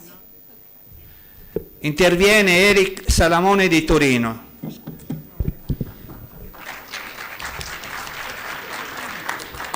Buongiorno a tutti, sarò breve perché tra un po' dovrò andare anche io a votare. Sono Eric Salamone del Circolo Antonio Gramsci di Torino, porto oltretutto i saluti del nostro neoeletto presidente Matteo Mareu, che oggi per altri motivi istituzionali non è qui. Tra i tanti temi emersi durante il raduno del coordinamento Fasi Giovani è venuto fuori quello riguardante il turismo, in particolar modo uno di tipo sostenibile. Tema a me caro sia perché è mia materia di studio, oltre che per il periodo storico in cui viviamo tutti quanti. Sapete meglio di me il problema incendi, che è dato sia dall'incuria ma anche da una crisi climatica che è sotto gli occhi di tutti quanti. D'altra parte conosciamo anche l'incredibile patrimonio florofaunistico della Sardegna, e quindi inevitabile che le due cose vadano di pari passo.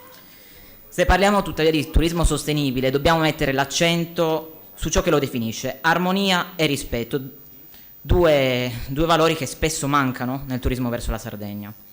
Sappiamo anche come la maggior parte dei biglietti venga emessa durante il periodo estivo, comportando una migrazione quasi di massa verso le coste sarde, che sicuramente non si piegheranno per il peso dei turisti, ma che rimangono comunque, che sono sottoposte al grande stress di inquinamento di un turismo di nuovo consumista e assolutamente non sostenibile.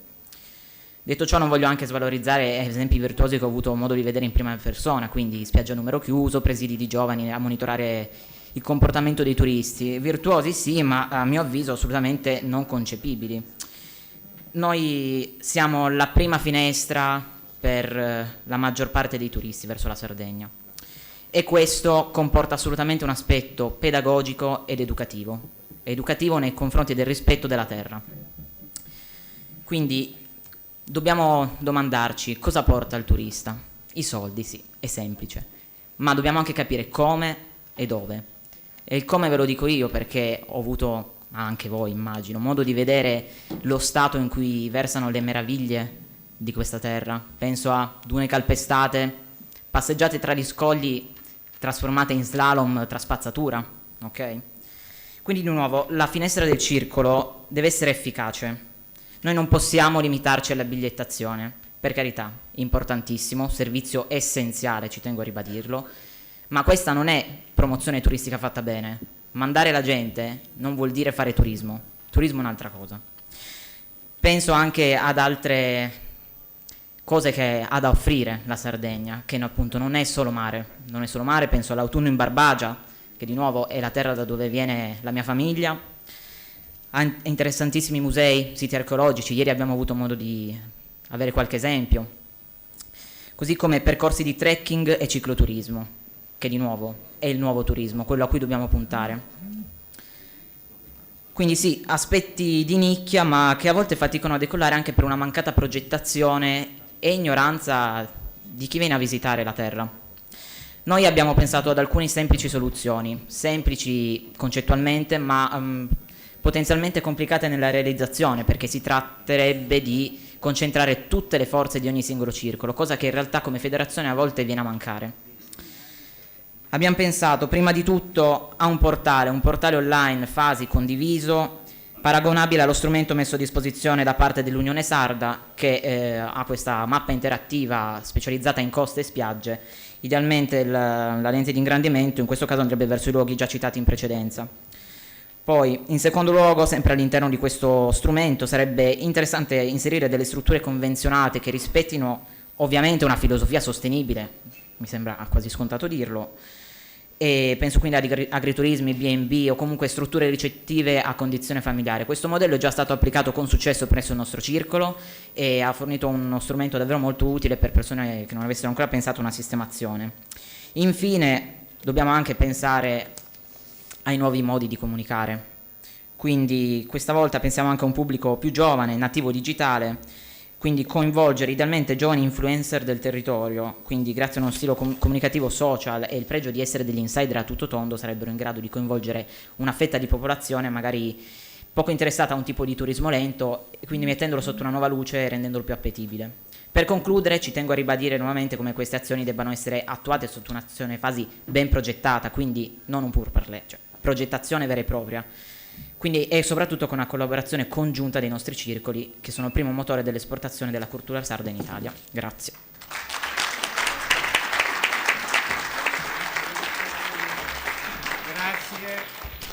Grazie. Invito il circolo di Bolengo a recarsi al seggio. Allora, Ilio Pusceddu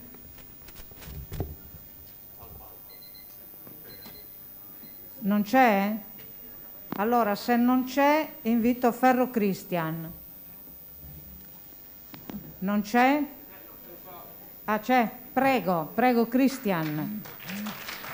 Si prepari allora Pusceddu.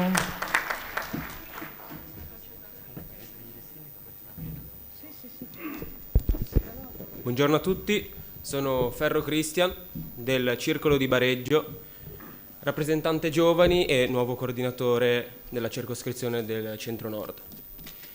Volevo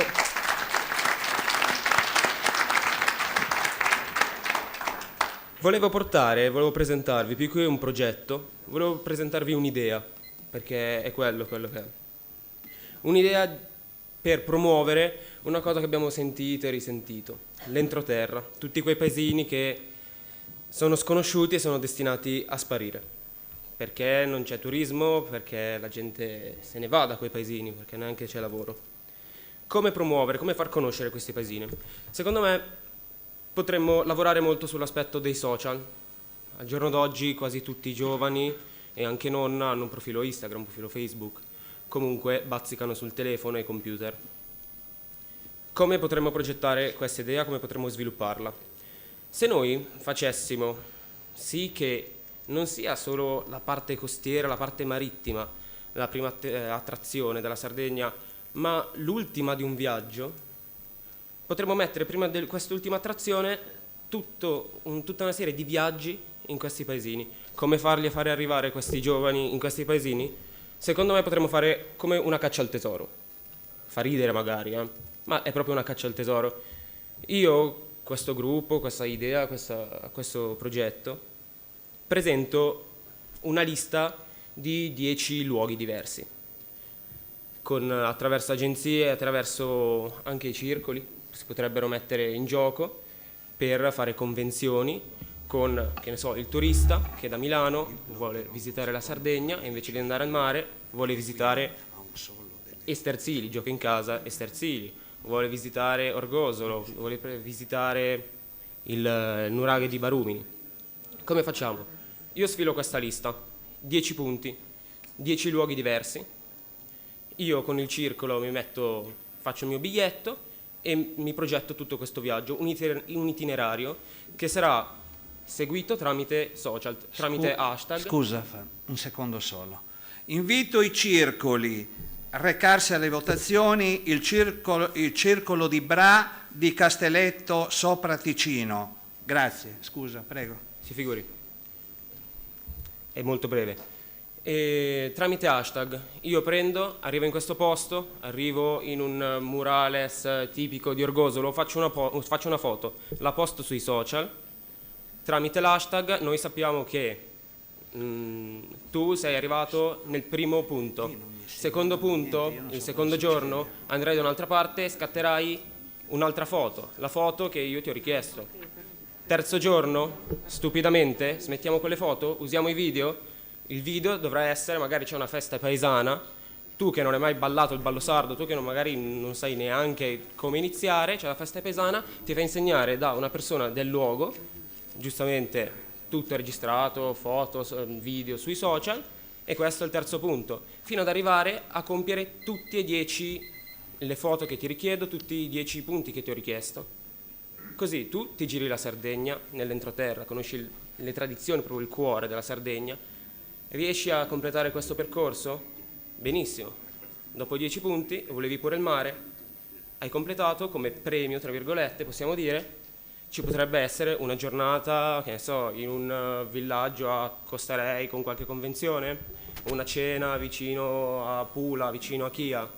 Tutto qua, questa è la mia idea, anzi mi farebbe davvero piacere se dopo, anche qua fuori, in fondo al corridoio, se avete idee, tutto, volete parlarne.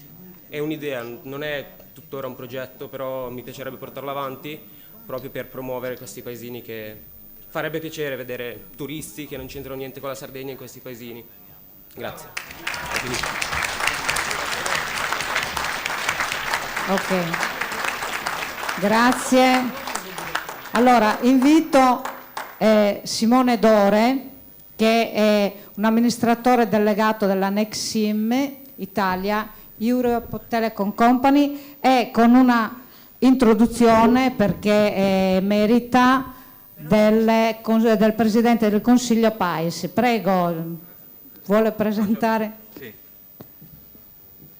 Sì, ci tenevo a dire due parole, presentare, poi lo farà Simone personalmente.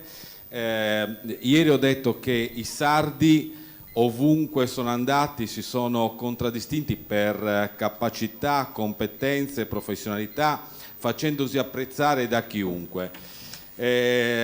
Simone è uno di quelli, è un ragazzo, una storia di successo. Forbes, che è la prestigiosa rivista internazionale, lo ha inserito come tra i migliori top manager italiani. È un sardo di Sassari, ha fondato la Nexim, che è una azienda di telecomunicazione. Pensate, il G20, che praticamente è la riunione dei grandi 20 paesi, i più grandi paesi del mondo, l'ha scelto come colui che doveva appunto curare la sicurezza. Quindi io vorrei che facessimo di nuovo un applauso al nostro giovane, che è un emigrato insomma, che da 15 anni, è giovanissimo, da 15 anni insomma lavora a Milano, però il suo cuore, il cuore dell'azienda è ancora in Sardegna. Simone Dore. Scusa Simone, per cortesia si rechino alle urne il circolo di Domodossola e Gattinara. Grazie. Prego. Grazie. Ringrazio le parole del Presidente, ringrazio per avermi invitato qui oggi E voglio giusto ribadire qual è il segreto di quello che ha portato oggi Nexim non solo in Italia ma in tutta Europa e in tutto il mondo come azienda di telecomunicazioni. E la nostra bandiera, quella che ci accompagna tutti i giorni, quella che è presente nella mia scrivania dell'ufficio, quella che durante le trattative con l'Arabia Saudita, con i Paesi Bassi ha rappresentato davanti alla mia faccia, alla mia azienda, alle mie persone. Il segreto ulteriore della mia azienda è che è composta maggiormente da sardi. Perché da sardi? Perché qui ringrazio, ed è, diciamo, essere come a casa, essere come nel mio ufficio e parlare davanti ai miei colleghi, davanti alle mie persone. E quello che riguarda la bandiera che mi accompagna tutti i giorni è anche il segreto delle persone che sono nate in Sardegna, sono cresciute in Sardegna e tutti i giorni portano avanti l'etica di come sono cresciuti e della storia delle persone.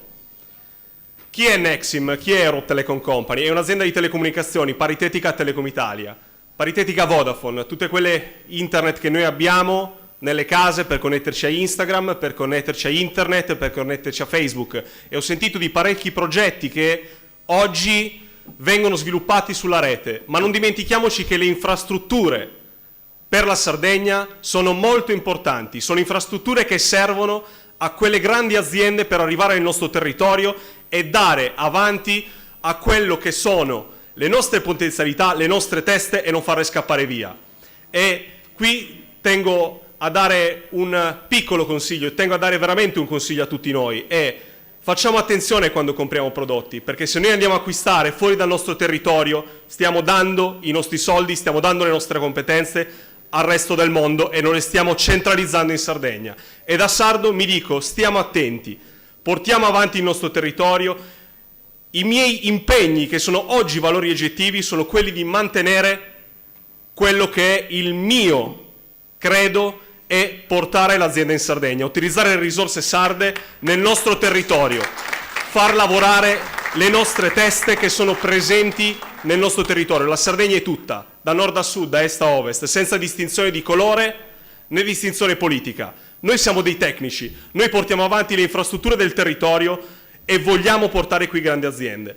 Vi faccio un esempio e qui ringrazio anche quelle persone che si sono portate avanti in un momento che stiamo vivendo oggi, che è legato alla pandemia. Noi nel 2020 abbiamo sviluppato un software che ha aiutato nel primo periodo a diagnosticare attraverso radiografie la polmonite interstiziale, quello che è oggi chiamato il Covid-19.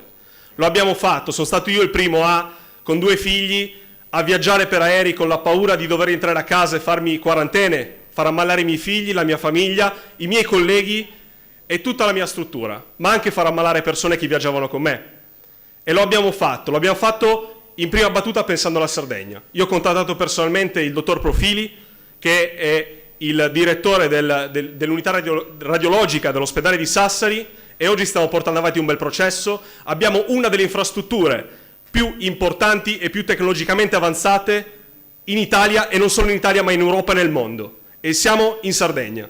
Quindi io quello che chiedo è l'aiuto di tutti oggi a fare attenzione di cosa compriamo e di cosa noi andiamo a cercare, perché ce l'abbiamo nel territorio. Può essere il nostro vicino di casa, può essere il nostro più grande nemico, ma è sempre quel nemico che ci può andare ad aiutare assumendo persone, creando posti di lavoro e aiutando tutti noi, perché tutti noi abbiamo bisogno della Sardegna. Grazie. Grazie infinito, grazie. Sono pregati a recarsi alle urne Genova e Nicolino, grazie. Genova e Nicolino. Si preparino Pinerolo e Piosasco. Intanto Cancedda Sara. No, è arrivato io. Sei arrivato, perfetto, non t'avevo visto, scusa. No, scusate voi. Ho avuto un contrattempo, scusate. Irio Puscello, magari. Buongiorno a tutti, grazie. Buongiorno a tutti, sono Irio Pugellu, faccio parte del Circolo Acrase di Roma Nella vita faccio il videomaker e insegno cinematografia all'Accademia di Sassari.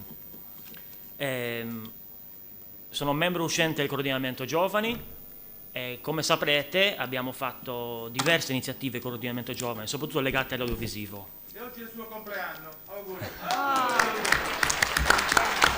Grazie Ignazio. mi hai mandato in creche adesso. Ok.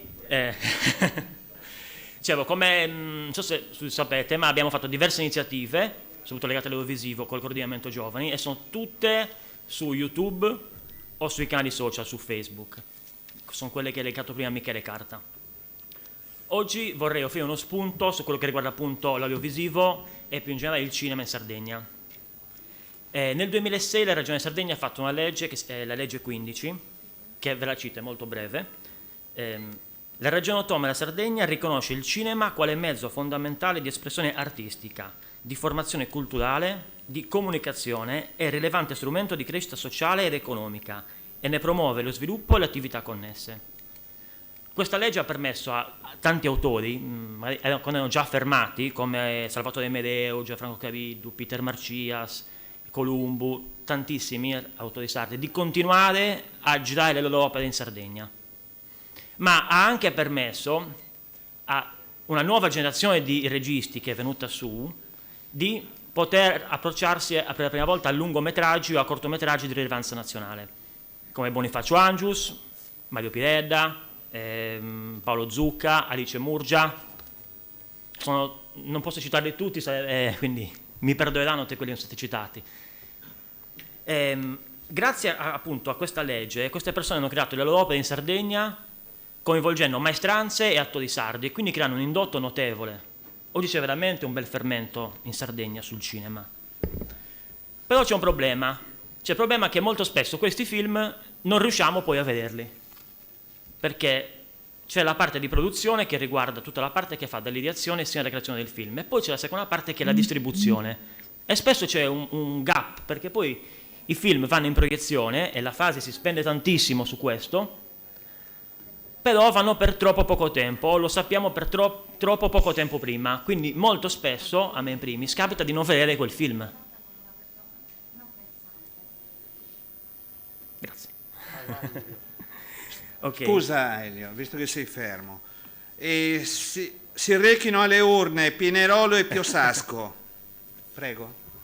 Ok, quindi questo problema, il problema della distribuzione è un problema strutturale, quindi io col coordinamento giovani ho iniziato un progetto in cui vorremmo veramente creare una rete sistematica attraverso la fasi, con un contatto diretto con la regione, sapere quali film sono stati prodotti con largo anticipo e poter organizzare poi con la distribuzione del film delle date a livello sistematico in tutti i nostri circoli, in modo che magari, che ne so, dei circoli anche vicini facciano una data o organizzare un tour con un senso, diciamo, logico, cioè economicamente sostenibile, per poter portare anche il regista in sala.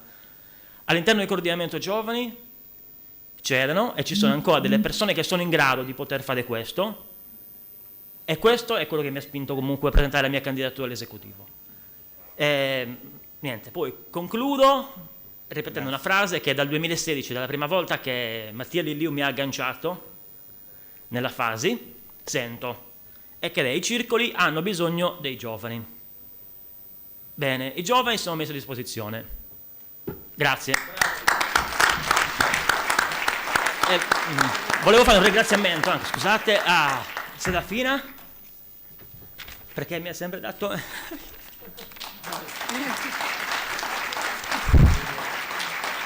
Cioè, carta bianca su tutto, Tonino e Mattia. Grazie, grazie. Un abbraccio affettuoso alle sarde e ai sardi. Ringrazio la Fasi per il lavoro instancabile e costante di tenere vivo il legame tra i nostri conterranei. L'emigrazione, la fuga disperata, come la definiva Nereide Rudas, è una costante sarda. Lo è stata in passato, lo è oggi con migliaia di giovani che ogni anno gettano la spugna e, istruiti e formati, vanno ad arricchire altre realtà comunitarie con le loro competenze e la loro giovinezza. Siamo l'isola in mezzo al Mediterraneo, naturale piattaforma di connessione fra il sud del mondo e l'Europa continentale. Potremmo essere elemento fisico e culturale delle relazioni sociali ed economiche e niente è perduto.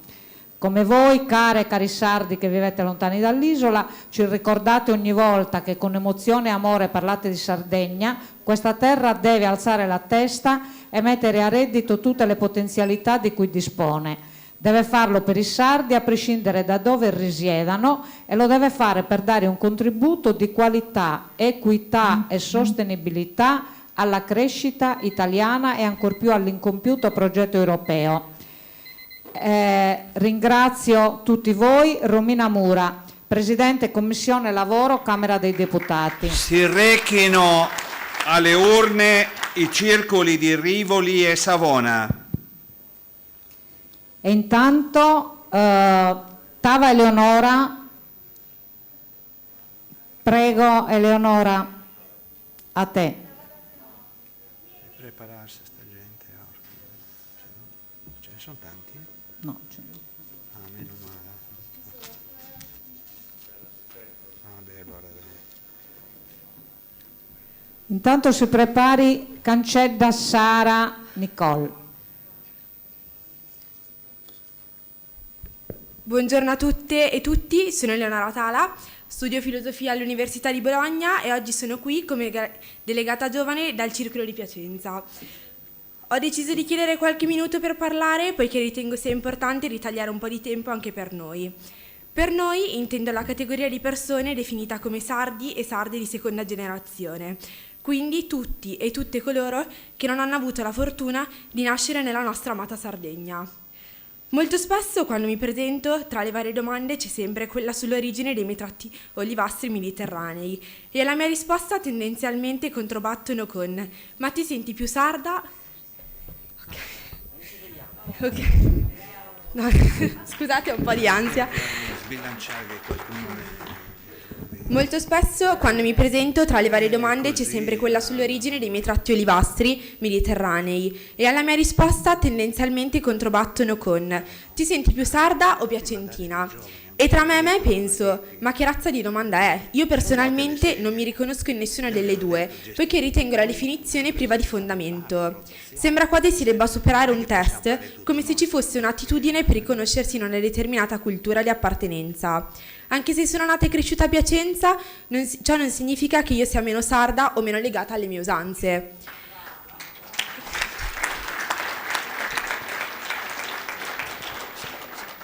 Ad esempio, per me è un grande onore poter indossare il costume del mio paese, Ittiri. Ciò mi fa sentire particolarmente connessa con le mie radici sarde, mi permette di entrare nel vivo della mia terra. Purtroppo però, non potendo indossare il costume 24 ore su 24 e 365 giorni l'anno, ho dovuto trovare un espediente in grado di non spezzare il mio legame e dato che qua siamo in molti e molte, penso sia anche quello di tanti e tante altre, perché questa realtà l'ho trovata proprio qua, nel coordinamento Giovani Fasi e in particolar modo nel mio circolo di appartenenza a Piacenza, appunto. Non voglio dilungarmi più di tanto, il mio messaggio credo sia chiaro. Noi sardi e sarde di seconda generazione esistiamo, siamo tanti, tante e costituiamo una risorsa per l'emigrazione e in generale per la Sardegna. Scusa Eleonora, un secondo. Si presentino alle votazioni i circoli di Torino Gramsci, Torino Sant'Efisio e Vercelli. Grazie. Prego. Grazie per l'attenzione, buon proseguimento. Non volevo interromperti, non volevo...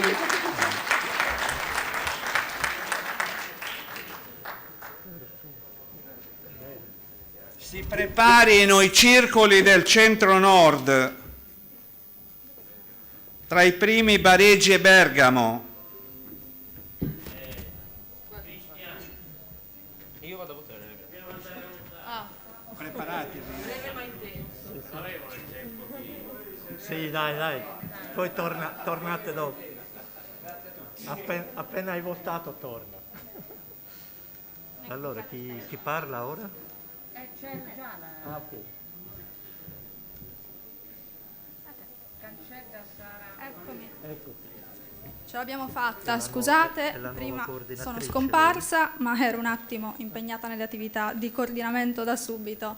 Salve a tutti, grazie.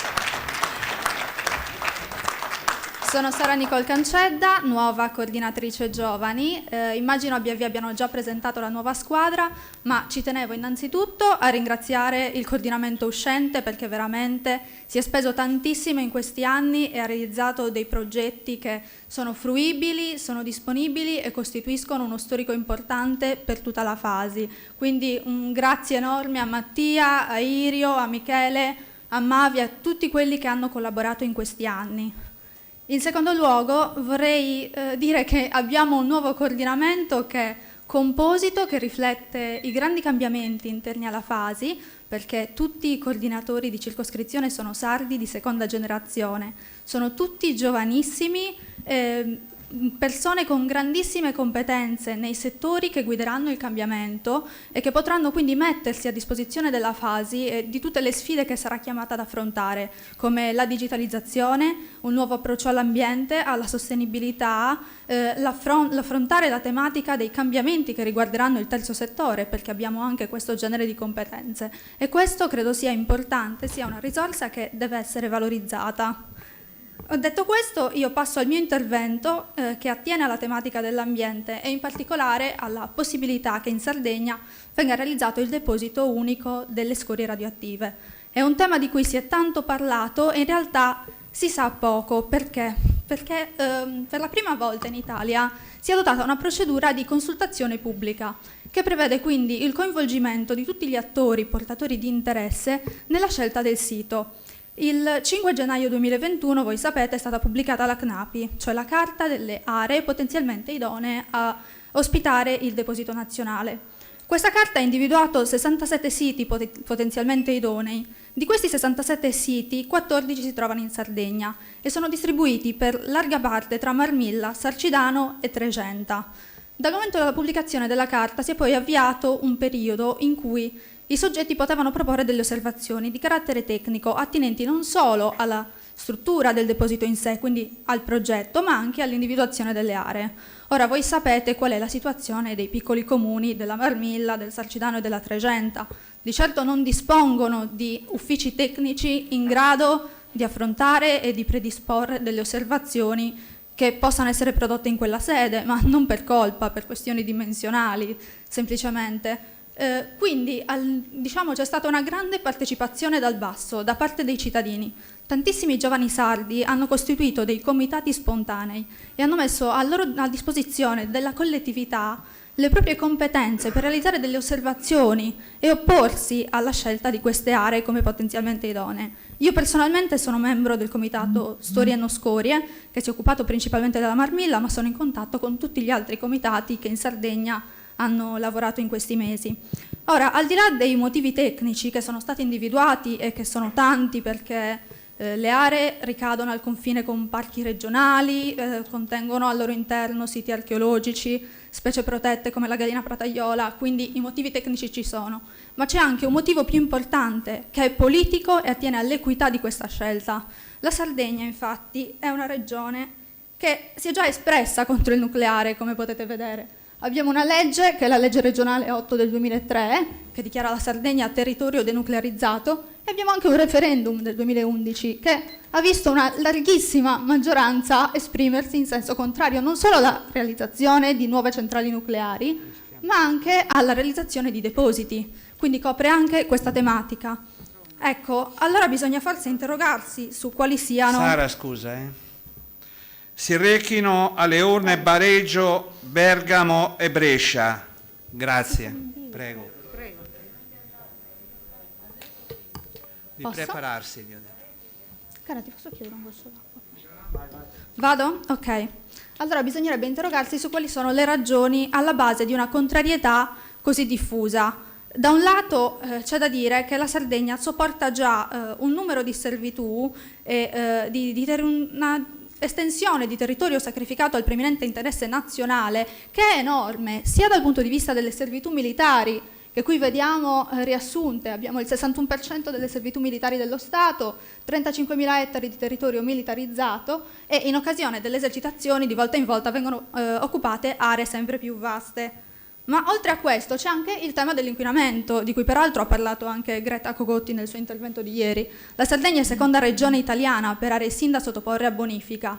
Cosa succede? Queste aree, come potete vedere, rimangono non bonificate. Perché? Perché è estremamente complesso ricostruire la catena di responsabilità e quindi attribuire a qualcuno il dovere di procedere alle bonifiche, e sono anche estremamente costose. Quindi è molto difficile anche per lo Stato e la Regione farsene carico e portarle avanti. Allora è normale che davanti a questo tipo di occupazione del territorio i sardi, come posso dire, non siano disposti a sopportare ulteriori sacrifici.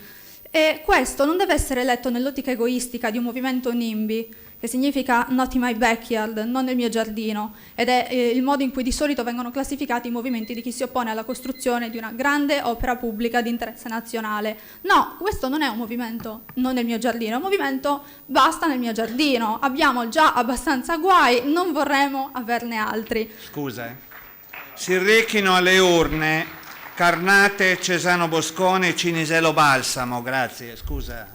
Concludo velocissimamente dicendo che quindi la FASI, che da sempre ha svolto un ruolo di mediazione culturale rispetto alle istanze sarde nel continente, chiamiamolo così, credo che sia chiamata ancora una volta a farsi portatrice degli interessi della Sardegna, a spiegare quali sono le ragioni intime della contrarietà dei sardi a ospitare questo progetto, a farsi carico di queste istanze di equità che vengono dalla Sardegna e a farsene interprete. Vi ringrazio tutti per l'attenzione. Grazie, bravissima.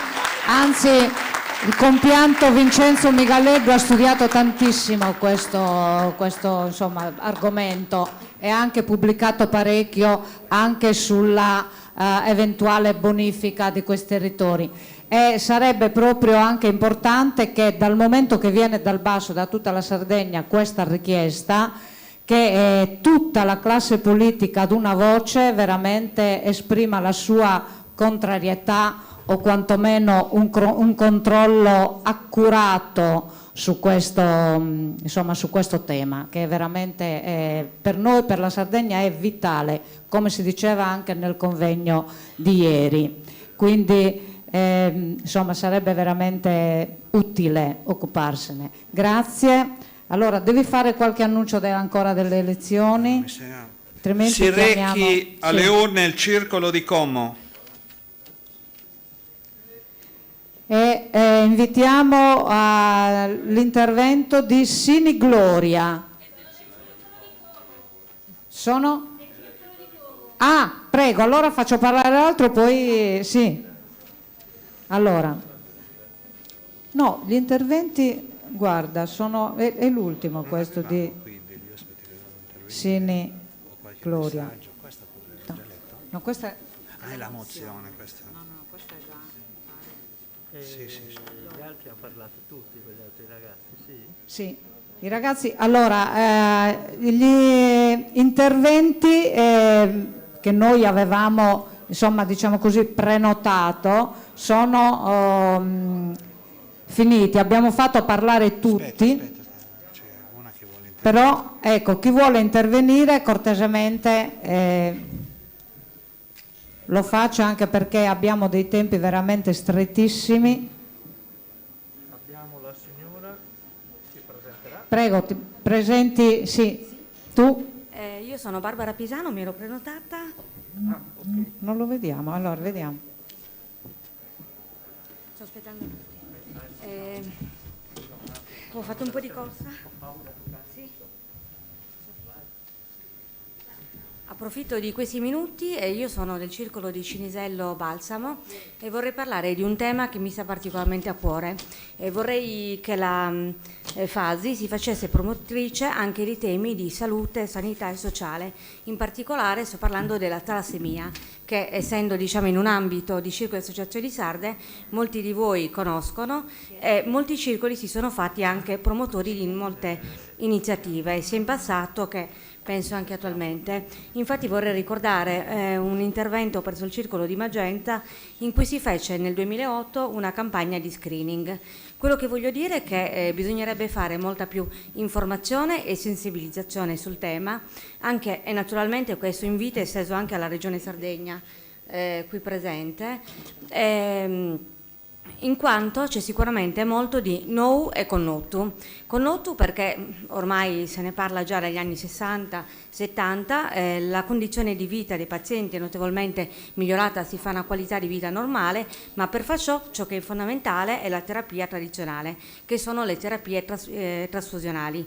Ma per far ciò in una maniera che possa dare vera qualità di vita c'è necessità di avere una disponibilità del sangue. Quindi ringrazio in questo momento tutti quelli che sono donatori di sangue, ma secondo me si deve fare molto di più e vorrei che se ne facesse carico anche la FASI con i circoli, che promuovesse, diventasse partnership delle campagne di sensibilizzazione del sangue in tutta Italia, ma in particolare nella Sardegna, perché secondo me non è più concepibile nel 2021 che si possa arrivare in molti periodi, e in particolare nell'estate, quando uno dovrebbe pensare al farsi le vacanze, a dover soffrire ed aspettare, perché non è possibile che ci sia un'emergenza, in quanto è conosciuto e pianificabile. Quindi per far ciò sicuramente aiuteranno le campagne di sensibilizzazione, che mi auguro e credo che siate molto sensibili e vogliate abbracciare, ma soprattutto chiamo anche in questo contesto il coordinamento dei giovani. La loro campagna social sicuramente potrebbe essere di grande aiuto. Una volta che i donatori sono sensibilizzati, e lo sono stati anche in questo periodo di pandemia, quello che è necessario, perché donare è sicuro e i centri trasfusionali sono sicuri, si arriva con un'altra problematica, che è quello del personale all'interno dei centri trasfusionali. Quindi vorrei chiedere alla FASI di istituire una borsa di studio o più borse di studio per dei medici e infermieri che possano lavorare al centro trasfusionale sardo. E in particolare i centri sono pubblici, potrebbe essere per esempio quello del Brozzo di Cagliari. Scusami un secondo. Sì. Aspetta, ti facciamo chiarire assolutamente, perché è molto importante quello che dici. Okay. Devono recarsi alle urne il Circolo di Cremona e Lecco. Anche gli altri, fai insomma, anche gli altri. Anche Magenta. Non posso mucchiare. Prego, scusa che approfondisci pure perché è importante, prego. Grazie, infatti colgo l'occasione proprio di questa famiglia sarda e non solo, per parlare e sensibilizzare sul tema. Bisogna fare anche molta informazione per aiutare le giovani coppie che vogliono fare una scelta consapevole, anche perché adesso la possibilità di vita per i pazienti affetti dalla talassemia o tutte le altre emoglobinopatie hanno assolutamente una qualità di vita normale. E poi quindi forse ribadisco quello che era invece proprio il progetto, quello di istituire, grazie alla FASI, con la collaborazione della FASI, delle borse di studio per dei medici o infermieri o chiunque dei tecnici che possono lavorare presso i centri trasfusionali. Questo avrebbe sicuramente una duplice utilità: uno nel senso che possono aiutare la donazione e quindi direttamente i pazienti, che poi non riguarda soltanto i pazienti affetti da talassemia, ma questo problema riguarda anche la donazione del sangue in tutti gli altri casi, anziani, interventi, incidenti. E poi vorrei parlare di ciò che invece è no in questo momento, anche per aiutare le giovani coppie sullo screening, la sensibilizzazione e l'informazione, in maniera tale che si possano fare delle scelte consapevoli. Quindi per questo è necessario sapere che siamo in un momento, oltre di connotu, di no, cioè che ci sono tante terapie innovative, in questo momento. Infatti l'ultimo farmaco è stato iscritto da poco nella Gazzetta Ufficiale, che partirà a breve nei vari centri, e poi terapia genica e terapia il metodo CRISP, quindi la nuova terapia che è stata in questo momento si sta studiando, sperimentando. Quindi chiedo veramente l'aiuto di tutti per sensibilizzare l'informazione. L'ultima cosa che ci tengo a dire, so che molti circoli sono sensibili, fanno già degli eventi o delle campagne di informazioni che riguardano questo tema, e quindi forse ci sarebbe bisogno di un maggiore coordinamento o di un'unica comunicazione, in modo tale che chi avesse bisogno sul territorio nazionale di queste informazioni possa rivolgersi alla FASI, ai circoli, per poterle avere. Vi ringrazio per la disponibilità. Grazie mille per il tuo intervento. Invito i circoli di Marchirolo, Milano e Parabiago a recarsi alle urne. Grazie.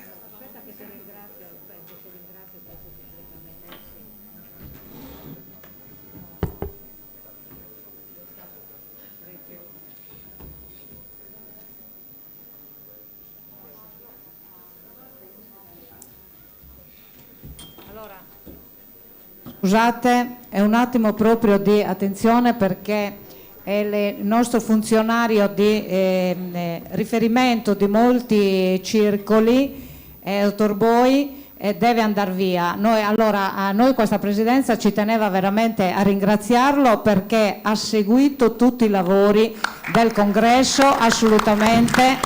Grazie infinite, grazie infinite. Così come ci sentiamo di ringraziare tutte le istituzioni che sono intervenute, deputati, senatori, il Presidente e l'onorevole Cossa, che veramente ci ha seguito proprio per tutti questi 3 giorni. Grazie, veramente, grazie infinite, grazie.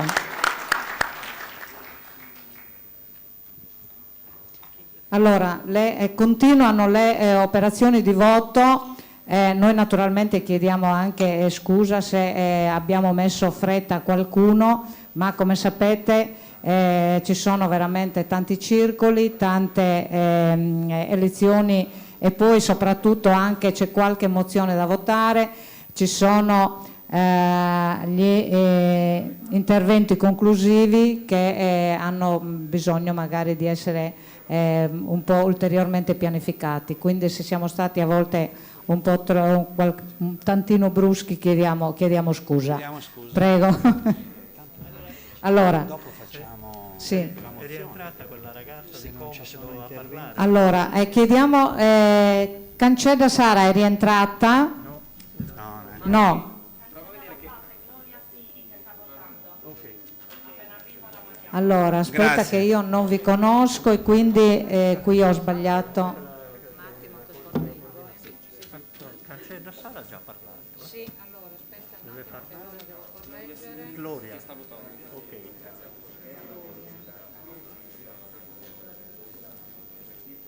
Eccola qua, sì, Gloria, sì. Sì, Cancella è quella dell'ambientalista. Perfetto. Allora, se c'è qualcuno che vuole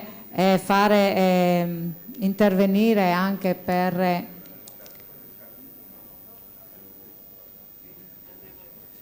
No, allora andiamo alla mozione, Sì. direi.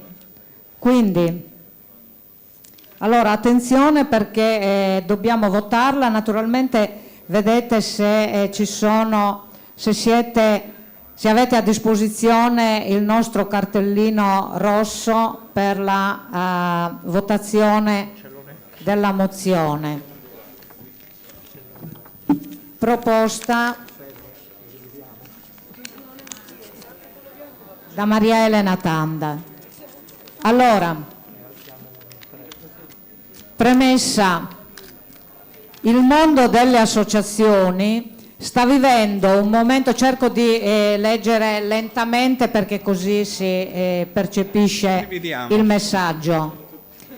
Il mondo delle associazioni sta vivendo un momento storico di notevole Silenzio, per rilevanza con l'attuazione delle RUNTS, istituito con il codice del terzo settore. Prego. Si accomodano i circoli di Pavia, Peschiera, Borromeo e Sarono. Prego. Istituito con il codice del terzo settore, approvato con il decreto legislativo 3 luglio 2016 numero 117, La trasmigrazione dei dati contenuti nei registri speciali delle associazioni di promozione sociale è stata di recente avviata e dalla data del 22 febbraio 2022 gli uffici del Registro Unico Nazionale del Terzo Settore provvederanno a richiedere agli enti eventuali informazioni o documenti mancanti e a verificare l'esistenza dei requisiti per l'iscrizione. Queste operazioni riguardano anche i circoli sardi confederati nella FASI che sono consapevoli dell'importanza dello status di ente del terzo settore e pronti a fornire le informazioni e i necessari documenti per la loro permanenza nel perimetro del Registro Unico Nazionale del Terzo Settore.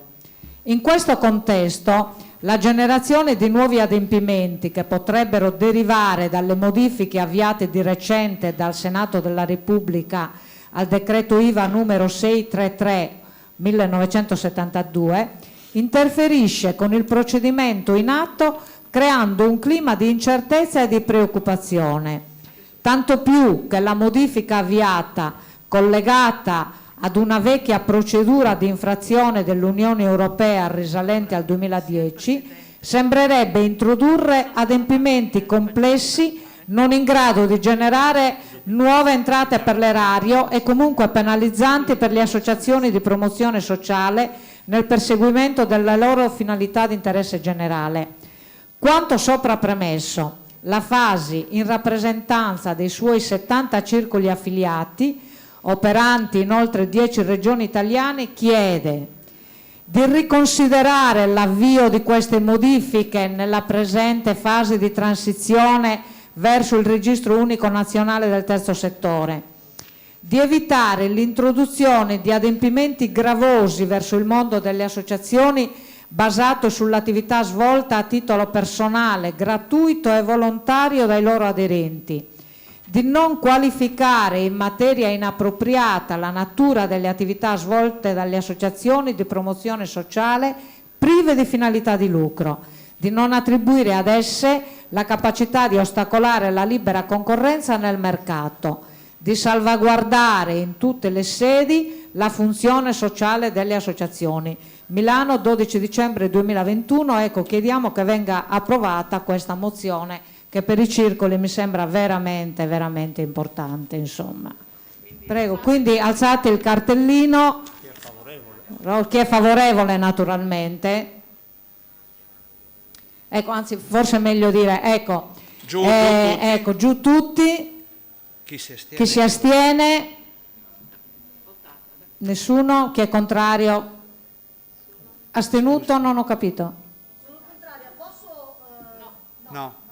Per le mozioni mi dispiace, se uno e basta, no. Grazie. Va bene, quindi è approvata con un voto contrario la mozione. Come mai? Potevamo farla intervenire, non ci sono intervenuti. Ah, scusa, mi dicono dalla Sandra, mi dicono dall'Assemblea che puoi intervenire per le motivazioni. Prego. Intanto invito a recarsi alle urne il circolo di Vigevano e Vimodrone. Prego, a te. Allora, io non sono contraria al contenuto della mozione, sono contraria a togliere il fatto che noi non accettiamo l'introduzione delle modifiche in maniera transitoria, perché direi che invece dobbiamo essere categorici nel dire che noi non vogliamo nessuna introduzione dell'IVA e suggerisco di analizzare la stessa questione che ha riguardato l'effrazione del 2010 per il 118 in Toscana, che poneva la stessa questione come aiuti di Stato, e di vedere qual è la risposta che la Regione Toscana, vincendo contro la mozione europea, ha posto invece la questione che il volontariato è un valore aggiunto e non si tratta di aiuti di Stato. Quindi direi che non possiamo accettare nessun tipo di trattativa, e cioè che il volontariato non può essere tassato, perché noi siamo un valore aggiunto a prescindere, e quindi toglierei, se si toglie il periodo di transizione, io voterei voto a favore, se no voto contro. Perfetto, mi sembra. Ok. Allora, potresti parlarne, siccome la nostra esperta, lo sai, è stata avanzata da Tanda, proviamo a chiedere a lei la Elena modifica. può eventualmente Maria Elena. intervenire. Maria Elena, puoi dare una risposta immediata, che così magari si cambia la mozione, che la votiamo, anche perché... prego. Allora, naturalmente tutte le buone idee sono tutte le proposte sono benvenute, quindi vedo anch'io con favore una possibile integrazione, quindi magari la aggiorniamo tenendo presente anche questo aspetto. Noi siamo stati molto più prudenti, insomma, e non abbiamo voluto irritare, diciamo, le persone di riferimento, cioè, diciamo, un po' diplomatici, perché quando si ha a che fare con certi ambienti, insomma, bisogna anche non provocare reazioni negative per il solo fatto che noi abbiamo osato, diciamo, porre questo problema. Quindi sicuramente l'idea è buona, quindi sono d'accordo di integrarla, magari ci mettiamo insieme a lavorare e la integriamo. Grazie Maria Elena. La Fasi osa, quindi noi osiamo e integriamo questa all'unanimità, allora, con l'integrazione che provvederete poi a scrivere, insomma. Perfetto. Pais, prego. A lei, No, scusa un attimo solo. Che... Prego, Paese. Velocissimamente per ringraziarvi, purtroppo salutarvi perché ho l'aereo che prendo da Malpensa, si è parlato di collegamenti, di continuità territoriali, e dobbiamo fare di più, perché come si diceva, la Sardegna non è una regione extraterritoriale che forse viene collegata, forse sì, forse no, a corrente alternata, e tutti noi purtroppo patiamo questi disagi che, ahimè, ci impone un'Europa che ancora non capiamo quando si comporta così con territori che ne fanno parte a pieno titolo. Volevo ringraziare Serafina, il Presidente, per questo bellissimo congresso che ho ascoltato con grande interesse, che dimostra una vitalità forte dei circoli. L'ultima l'abbiamo visto, Sandra di Pisa, che insomma da sola è riuscita in qualche maniera a migliorare le proposte che vengono fatte, quindi ci tenevo a farvi i complimenti e a ribadirvi che la Regione Sardegna, il Consiglio regionale, lavora insieme a voi per rafforzare quel rapporto che ci deve essere tra la Sardegna e tutti i sardi, ovunque si trovino, perché i sardi hanno dimostrato che ovunque si trovino comunque hanno quel senso di appartenenza di una comunità, che è una comunità molto forte dal punto di vista identitario. Quindi grazie a tutti e forza Varis. Arrivederci, ciao. A disposizione per qualsiasi iniziativa che i circoli, la fase voglia organizzare. Grazie mille. Presidente. Grazie. Noi siamo felici perché il Consiglio regionale rappresenta tutta la Sardegna, rappresenta tutte le idee intellettuali, le idee storiche, le idee partitiche della Sardegna, e quindi per noi è l'interlocutore che abbraccia tutta la nostra attività, e quindi riprendere questo rapporto in modo forte anche dal punto di vista legislativo è una richiesta che facciamo. Grazie mille, a disposizione. Grazie. Arrivederci.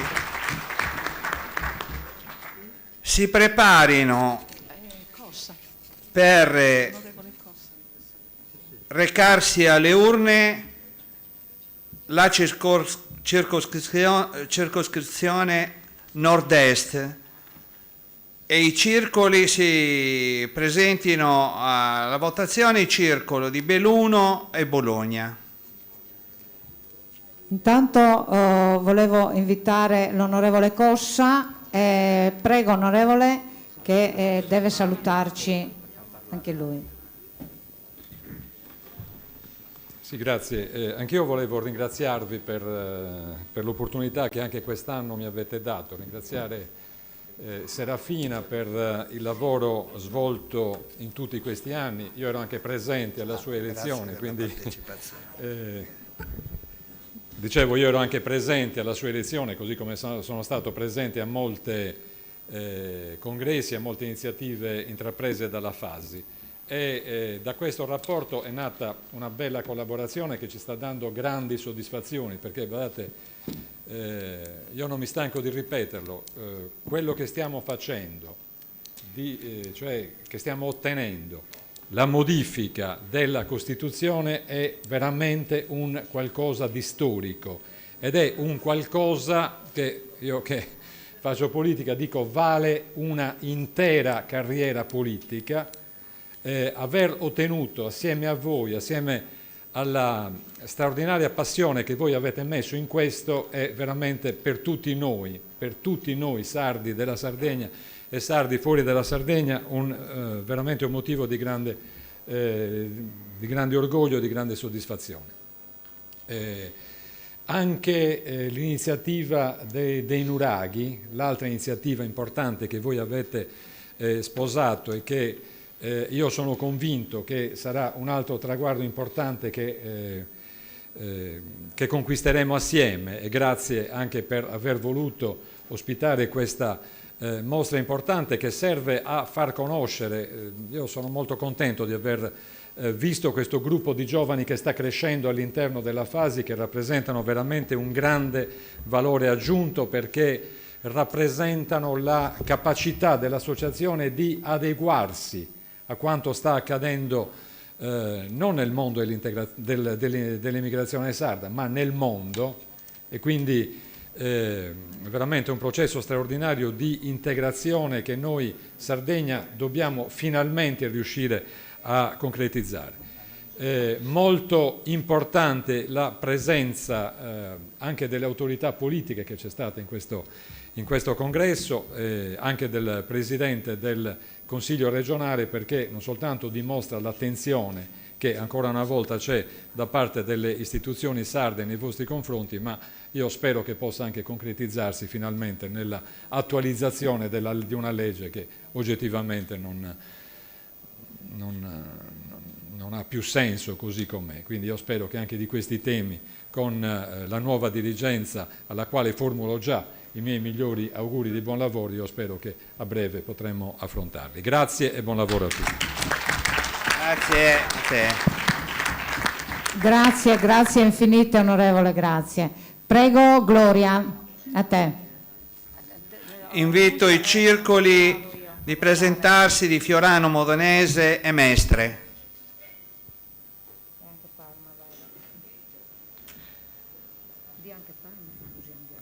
Aspetta, vado in ordine. No.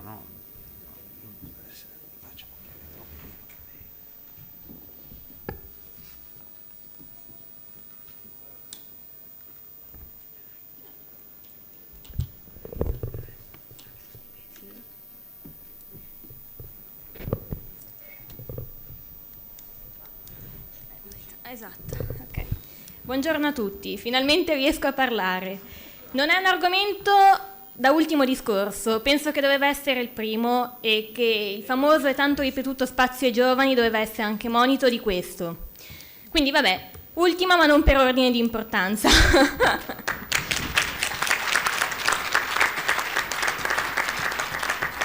Questa vuole essere una confessione. Dobbiamo confessarci oggi perché non siamo stati in grado di tutelare la nostra isola. Ne abbiamo parlato benissimo, abbiamo fatto 3 giorni a lodarla, ma noi non siamo stati in grado di difenderla quando ce n'era bisogno. Quindi largo ai giovani, ma pensiamo al futuro. Parleremo quindi di un'analisi retroattiva dei dati, un'analisi retroattiva degli incendi e di tutto ciò che è successo in questi anni. Parleremo dei fattori che alimentano le fiamme, pianificare e prevenire. Inoltre, cosa possiamo fare? Cosa possiamo portarci avanti da questi 3 giorni e provare a pianificare, prevenire e progettare un futuro per la Sardegna? La storia doveva essere un monito. La storia ce l'ha insegnato. Negli anni abbiamo distrutto foreste, abbiamo distrutto piante secolari, sono morte persone. Non quest'anno, per fortuna. Ci sono stati danni ingenti, sono stati distrutti 20.000 ettari di foreste e 7.000 uomini sono stati impiegati. Hanno impiegato le loro forze, di giorno e di notte, per spegnere l'incendio.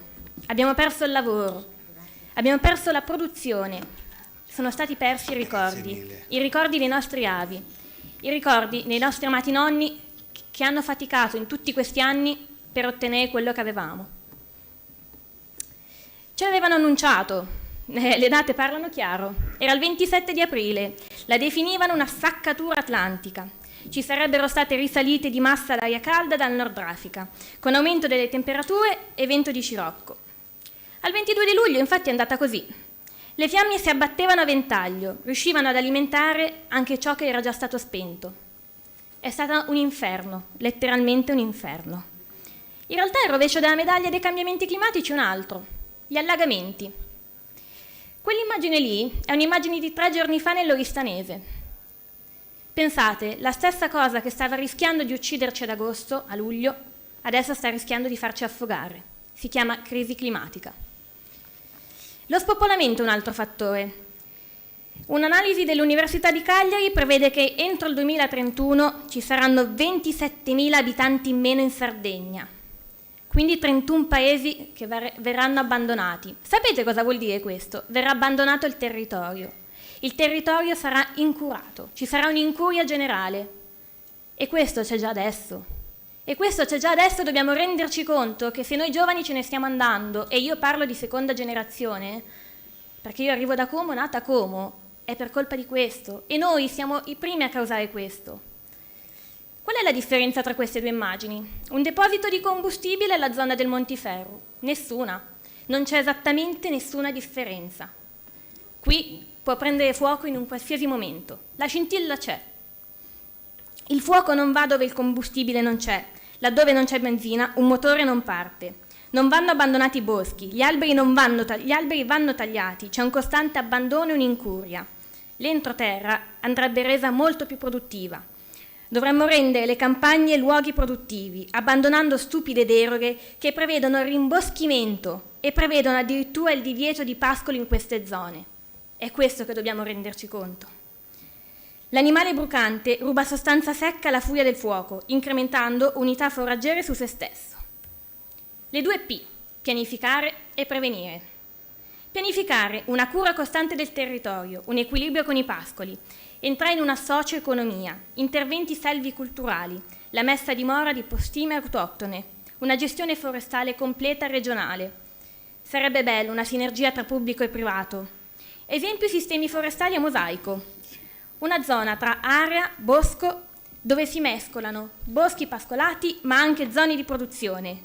Zone dove ci sono piante officinali che possono essere utilizzate per la produzione. Bisogna produrre più reddito. Fa parte anche questo della pianifica. Prevenire. Scusa un secondo. Si rechino alle urne il circolo di Padova, di Parma e Piacenza. Prego. Bisogna prevenire. Io porto qua delle idee. Bisogna prevenire con della formazione. La formazione porta alla crescita. La crescita personale, la crescita culturale di ogni singola persona, porta alla conoscenza, porta alla nuova professione. Creare delle professioni che siano in grado di intervenire nel territorio in base alle loro conoscenze. Se c'è lavoro, c'è cultura, ma c'è anche professionalità. Quindi bisogna fare formazione, bisogna mappare territori di rischio. Io porto un progetto, Italia che cambia, in realtà è un progetto che potremmo utilizzare come spunto. È un progetto che vuole raccontare, mappare e mettere in rete quel pezzo di paese che di fronte a un problema si agisce da solo, non vuole pubblicità. Lo fa senza delegare o aspettare che qualcuno lo faccia al suo posto. Vuole offrire strumenti di facilitazione. Potremmo prendere un po' spunto da loro. Per essere efficace la prevenzione bisogna agire sulle cause remote. Bisogna impedire le scintille. Non devono esserci fiamme. Non devono propagarsi le fiamme. Prevenzione vuol dire tante cose. vuol dire cura del territorio, cultura del territorio, ma vuol dire anche conoscenza dello stato e delle dinamiche di criticità di ogni paese, di ogni regione. Scusa Sardegna, non siamo stati in grado di proteggerti.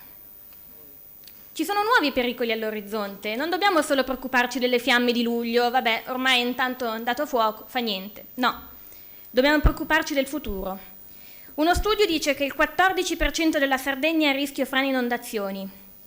Beh, non da meno parliamo di 3 giorni fa, La zona dell'Oristernese lo sta già dimostrando, fa parte del 14%. Auspichiamo che anche in Sardegna il Piano Nazionale di Resilienza possa salvaguardare il territorio, possa metterlo in sicurezza e possiamo analizzare le aree esposte a rischio. Non vogliamo perdere di nuovo la Sardegna. Cosa può fare la Fasi? Può divulgare e formare, e non qua a Milano. È inutile che ne parliamo qua a Milano, dobbiamo agire giù in Sardegna. Dobbiamo essere noi i primi portatori di divulgazione di questa conoscenza. Quali sono i nostri rischi? Voi lo sapete? Bisogna intervenire politicamente, bisogna agire, farci sentire. Scusa Sardegna, non siamo stati in grado di tutelarti, dobbiamo intervenire ora. Bisogna che i sardi nel mondo, che hanno conoscenze, che perché magari hanno la cultura, hanno studiato per questo, possano intervenire, perché possano metterlo anche a disposizione gratuitamente per la loro isola e lo farebbero tranquillamente. Bisogna prevenire, ma essere solidali. La burocrazia non deve fare più danni delle alluvioni. Nel nostro paese non si parla mai di boschi e non si parla mai di incendi, se non quando ormai è andato tutto distrutto. Bisogna raccontarli in maniera efficace, bisogna vederli come un punto di reddito, bisogna vederli come il nostro futuro, la nostra casa.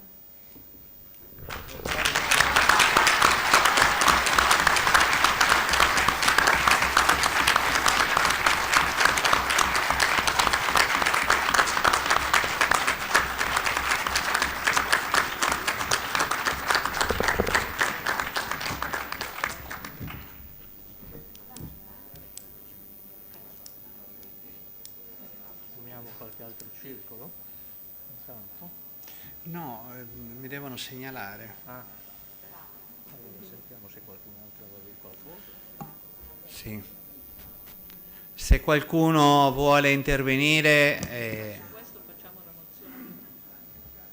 Direi di sì. I ragazzi hanno preparato una mozione su questo. Ci sono mozioni. Abbiamo altre mozioni. A me non mi risultano.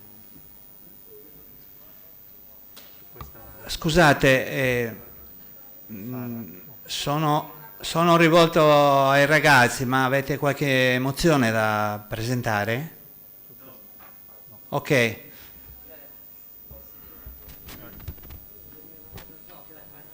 No, io posso dire solo 2 parole, non è un 2 parole. Anche l'intervento se vuoi. Solo 2 parole, buongiorno a tutti. Io sono incantata, commossa e entusiasta di questi giovani. Solo questo volevo dire. E mi auguro veramente che questo sia un percorso che porti ad una presenza più consistente dei giovani nell'esecutivo della Fasi, perché se lo meritano, sono preparati, si sono presentati tutti con un progetto, siete bravissimi, complimenti, veramente sarà un coordinamento eccezionale, bravi!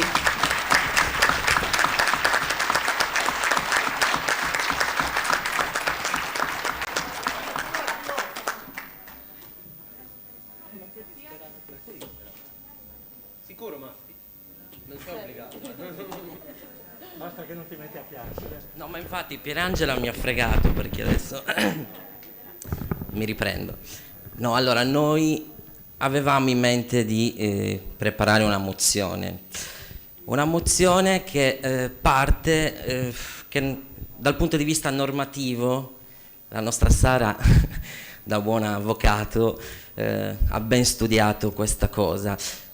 Una mozione perché il grandissimo limite che noi abbiamo avuto durante questi anni è stato appunto poter accedere ai dati, quindi sapere esattamente quanti giovani sono tesserati all'interno dei vostri circoli e avere il contatto diretto con loro, quindi come dire, avere la possibilità di metterci in contatto.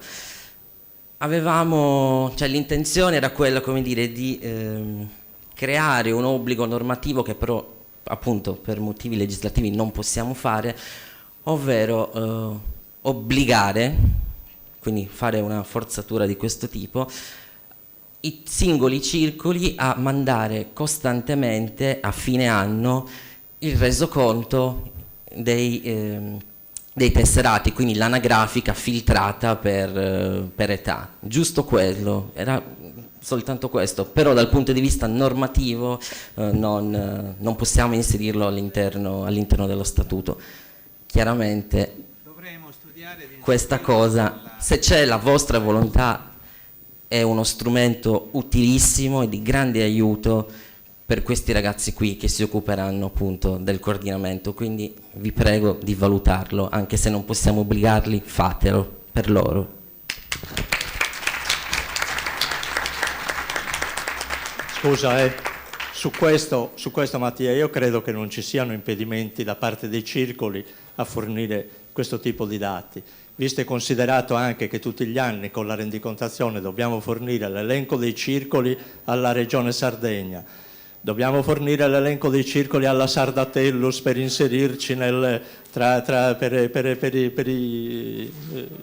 quelli che sono i diritti, diciamo, dei soci, per cui questi elenchi dei circoli di fatto circolano tranquillamente, ecco, per cui si tratta di fare uno sforzo per ogni circolo, di estrapolare i dati di quelli che sono i giovani e fornirli al coordinamento, perché mi sembra legittimo e necessario che il coordinamento dei giovani abbia il panorama completo di quelle che sono le disponibilità umane di ogni circolo, perché poi l'abbiamo visto fino adesso che tipo di interventi e che tipo di contributi ci possono dare. Grazie.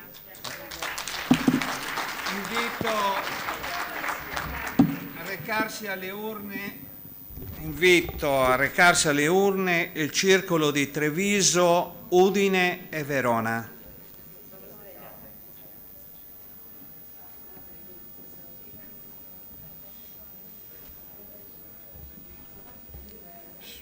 Sull'aspetto per dare i dati dei giovani dei circoli penso che non ci siano problemi personalmente. Oltretutto noi facciamo firmare la liberatoria, non facciamo altro che aggiungere sulla liberatoria trasmissione dei dati ai gruppi giovani e sarebbe risolto il problema, ecco. Prego.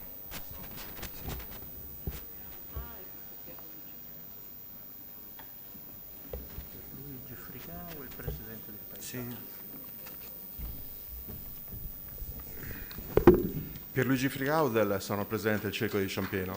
Grazie. Ma io direi che questo problema, direi che questo problema può essere risolto facilmente. Noi comunichiamo i dati alla FASI.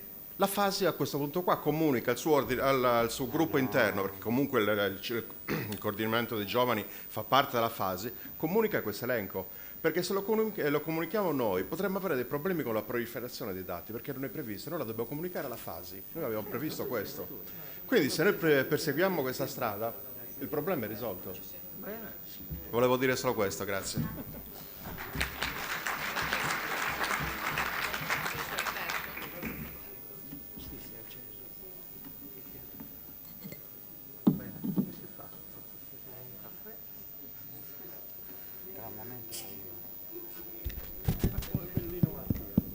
Sì,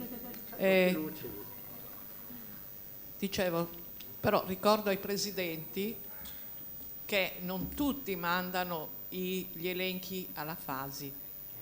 Col tempo si sono dimenticati di questa attività, nel senso di mettere in coppia anche la FASI sulla documentazione che mandate in regione, perché abbiamo bisogno anche noi dei dati dei giovani, ma anche di altri dati che sono importanti nel momento in cui andiamo a discutere con l'assessorato e con gli altri nostri referenti e di riferimento in regione. Abbiamo bisogno di dati e quindi di avere noi i dati che mandate anche in regione.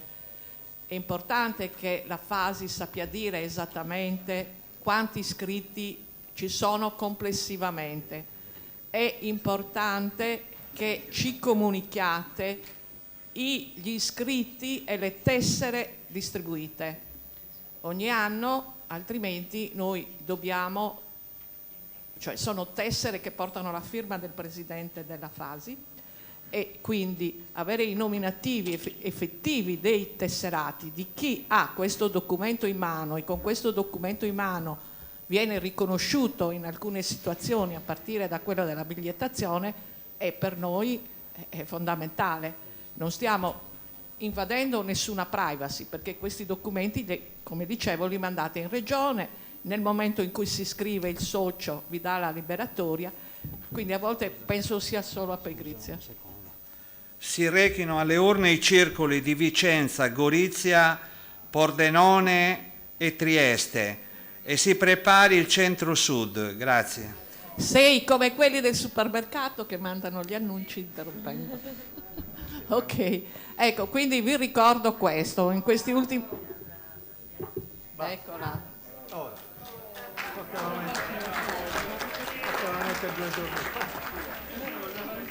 Questa è stata una delle gaffe più terribili del nostro congresso. Non avere la bandiera sarda che abbiamo tutti nei nostri circoli, ma è stata probabilmente proprio una svista. Allora, ripeto, quindi faccio un appello affinché alla nuova dirigenza Fasi e quindi anche tutta la parte amministrativa della Fasi vengano mandati i dati. Ripeto, c'è una tessera che distribuite ai vostri soci, quella tessera è timbrata Fasi, è timbrata dalla firma del Presidente. Avere i nomi di chi sono effettivamente i tesserati ci permette a noi di avere dei dati esatti e anche di trasmetterli in numero di trasmettere questi dati numericamente, ovviamente non con i nomi, a chi deve darci insomma, sia per la bigliettazione ma anche sulle continue domande che vengono fatte alla Fasi su chi siete, chi non siete e quanti siete. Quindi siccome non vogliamo raccontare realtà che non esistono, per favore siate ligi a questa legittima richiesta. All'interno di questo possiamo benissimo fare noi l'estrapolazione dei nati da una certa data in poi numericamente e trasferire questi numeri come informazione e trasferire questi numeri al coordinamento, i nomi al coordinamento giovane. La difficoltà che ha avuto Mattia in questi anni è stata proprio questa, la mancanza da parte dei circoli di comunicazione verso i giovani. Devo ringraziare Mattia perché il risultato di avere qui questi giovani è grazie al suo lavoro e al lavoro dei suoi collaboratori, che appunto non si sono fermati ai dati che non avevano, ma si sono messi in contatto direttamente con i singoli presidenti oppure con chi dei giovani partecipava ai loro blog, scriveva su Facebook, eccetera, e contattarli e prepararli a questo incontro. Il risultato l'abbiamo visto oggi. Grazie Mattia, sarà un compito che lascerai al nuovo coordinatore, che comunque è un nostro che ha lavorato al fianco tuo in questi anni e quindi siamo sicuri che questo metodo e questa continuità si realizzi. Grazie.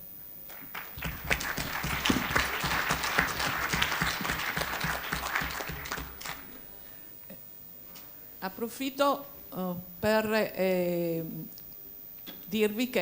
comunicarvi che la raccolta fondi a proposito di incendi, ecco, noi prevenzione non possiamo farla direttamente, però l'aiuto quando succedono alluvioni e incendi la Fasi non l'ha mai negato, sia come federazione sia con le iniziative e gli aiuti dei singoli circoli.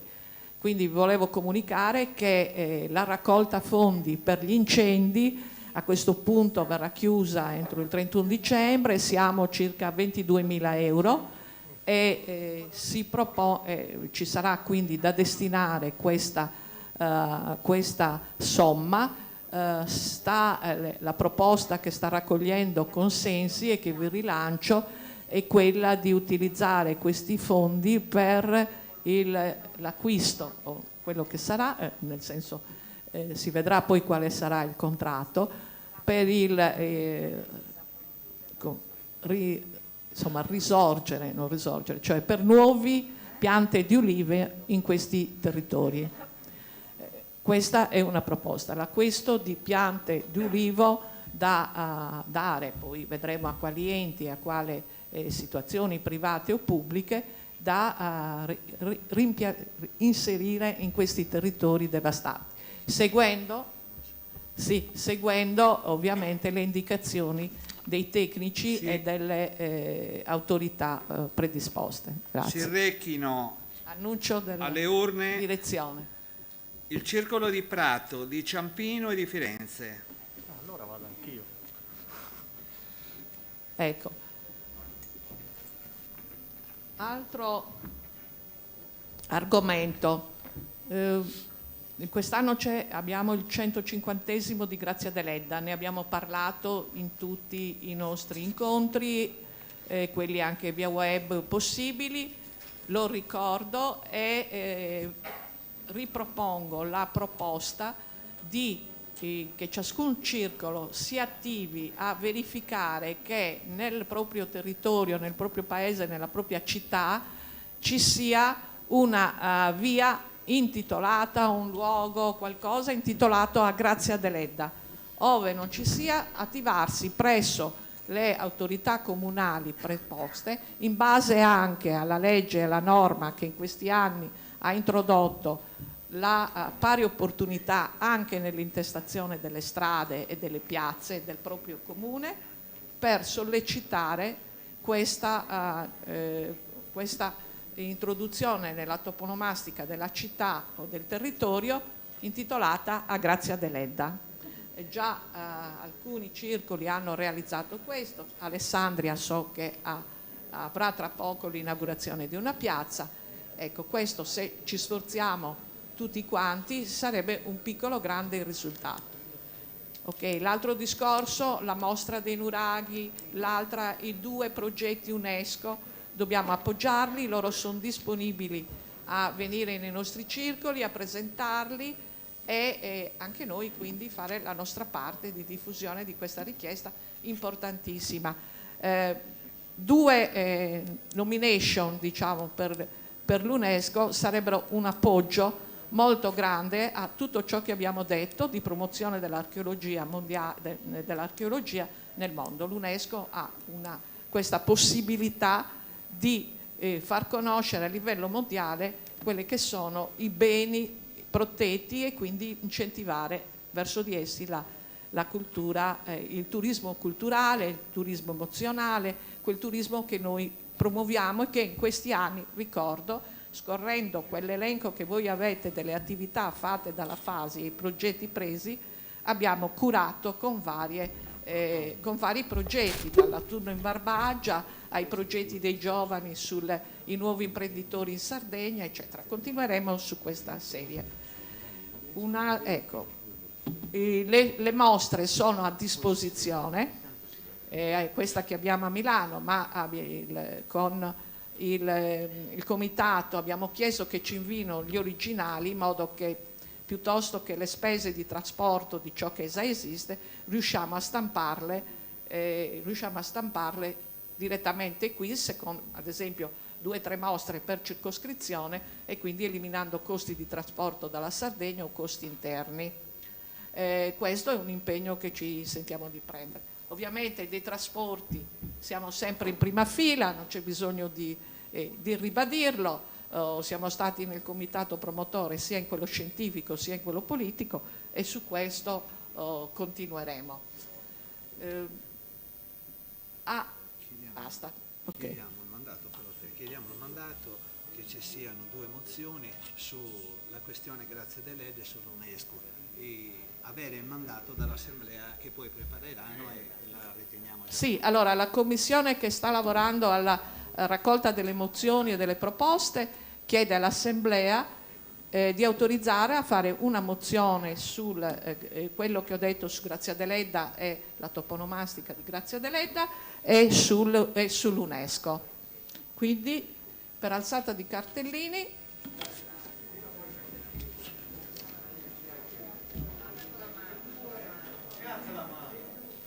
la Commissione provvederà a scrivere la mozione e a farla approvare entro la chiusura del congresso.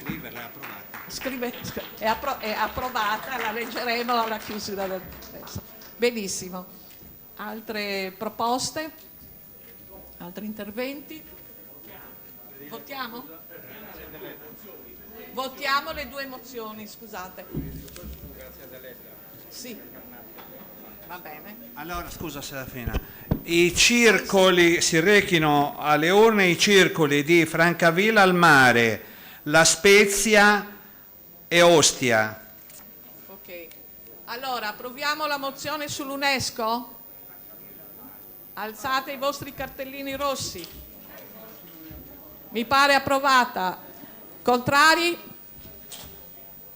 Astenuti? Nessuno. Allora, la mozione sulla toponomastica di Grazia Deledda nelle città dove abbiamo sede i nostri circoli. Ecco, anche una scuola, anche un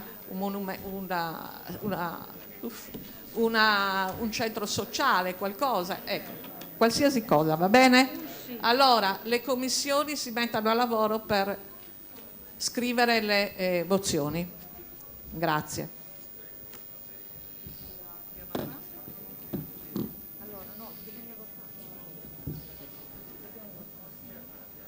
Quanti circoli mancano? Siamo a buon punto, ce ne Allora. mancano 7 circoli, 8. Più Ok. ci sono esecutivo e componenti impegnati nelle varie commissioni. Nelle varie commissioni. Prego, Caso. Prego. Allora, parlando di Grazia Deledda, di dedicare col comune o vie o che cosa, già da molti anni il Circolo di Carnate ha accolto l'invito fatto dal Circolo a dedicare a Grazia Deledda sia l'auditorium che la sala consigliare di Carnate, che sono all'interno del palazzo scolastico, una sala grandissima dove ce lo mettono a disposizione anche quando facciamo grandi convegni particolari, è stata dedicata a Grazia Deledda. Bene, a proposito di Grazia Deledda, allora visto che abbiamo un po' di tempo approfitto anch'io perché come tutti sanno Grazia Deledda era sposata con Palmiro Madesani che era di Cicognara di Viadana, no? Quindi in piena pianura padana al confine tra Cremona e Mantova. Il Circolo di Parma, che è stato contattato dal comune di Nuoro tramite la Fasi, perché insomma è intitolato a Grazia Deledda e aveva in qualche modo già fatto un progetto di Grazia Deledda Padana, ha proprio tenuto uno spettacolo in occasione della conferenza nazionale dell'ANCI, cioè dell'Associazione dei Comuni Italiani, che si è tenuta a Parma il 10 e l'11 novembre, 9, 10 e 11 novembre, e quindi il 10 di novembre ha fatto proprio questo spettacolo in un teatro, un auditorio molto bello, a cui ha partecipato in presenza il sindaco di Nuoro, Soddu, e anche in videomessaggio l'assessora Alessandra Zedda. Ed è proprio rientra nei festeggiamenti proprio dell'anno dell'Ediano. Allora noi abbiamo proposto, naturalmente ci siamo impegnati a trovare dei testi dalle opere padane di Grazia Deledda, per esempio Annalena Bilsini, per esempio Il Mulino e altre novelle ambientate nella pianura padana, senza assolutamente trascurare, anzi riportando tutto alla Sardegna, perché Grazia Deledda, come qualcuno ha detto, mi pare anche ieri o l'altro ieri, aveva sempre proprio la testa in Sardegna. Quindi anche la Fasi, se mai ce ne fosse stato bisogno, è sempre proprio in linea con i progetti che fanno in Sardegna e che fanno in Regione, e che dà un aiuto fondamentale alla conoscenza delle nostre personalità. Sì, anche a questo proposito vi invito l'avevamo già detto nell'assemblea, non mi ricordo, sì, forse di un anno fa, che proprio soprattutto i circoli intestati a Grazia Deledda segnalino le loro iniziative su questo, oppure facciamo un programma collettivo di iniziative su Grazia Deledda. C'è la possibilità di avere anche dei fondi specifici per queste iniziative. Siamo infatti in contatto sia con il comitato, come avete visto anche con la presenza di Elvira Serra, ma col sindaco di Nuoro e con anche la regione, quindi se riusciamo ad avere tutte le iniziative, a farne un palinsesto, come si dice, e questo magari riprendiamo anche l'apporto, il supporto di Paolo Pulina, anche se non sa, ecco, di Paolo, che è sempre disponibile sulle attività culturali. E dietro le bandiere mi risponde. Non ti sentono qui, Paolo? Sto lavorando per voi. Bene, ok, bravo, come sempre. Come sempre. Ecco, riusciamo a avere visibilità comune e quindi visibilità più forte. E l'altra, voi avete visto la presenza qui nei primi 2 giorni, non c'è oggi, ma del presidente della... Non si sente. E io a chi parlo? Vicino, allora più vicino così? Ok, ecco. Abbiamo avuto qui presente per 2 giorni il presidente della Casa Gramsci di Ghilarza. Allora, Gramsci è per noi tutti è un grande, come dire, è uno dei nomi che noi spendiamo per dire che uomini abbiamo avuto in Sardegna. Gramsci è il più conosciuto, anche grazie a Deledda, ma il più conosciuto e studiato ancora in tutto il mondo. Abbiamo giovani sardi che vincono borse di studio, dottorandi in tutte le università del mondo su questo tema. È un nostro orgoglio, è nato a Ghilarza in una casa molto modesta e quindi aiutiamo mantenere questo legame anche ricordo fisico, far vedere quell'ambiente, quelle terre dove lui è cresciuto e dove ha maturato e dove ritroviamo questi paesaggi nelle sue lettere dal carcere e nei suoi racconti. Quindi diamo aiuto a questa fondazione e a questo piccolo comune, perché è il vero monumento a Gramsci. Ce l'abbiamo in Sardegna, dobbiamo anche questo farlo diventare una meta di quel turismo culturale, di quel turismo emozionale, di quel turismo legato alla storia, che ci lega alla storia e al pensiero filosofico, forse uno dei più importanti della modernità. Sì. Quindi abbiamo fatto delle iniziative su questo. Oggi, questi giorni, avete visto anche una distribuzione del catalogo di un altro lavoro fatto sempre con un progetto regionale nostro, ma che ha coinvolto Casa Gramsci, che è le ultime scoperte sulle carte di Gramsci.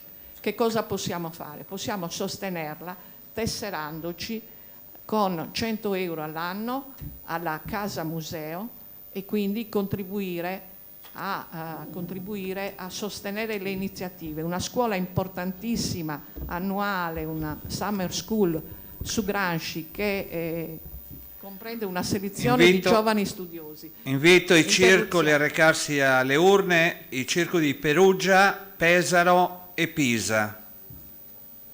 Ecco, questo è un piccolo sostegno che però, visto il nostro numero, diventa grande per la casa Gramsci, per poter continuare ad andare avanti e soprattutto fare promozione culturale del pensiero di Gramsci, ormai universale.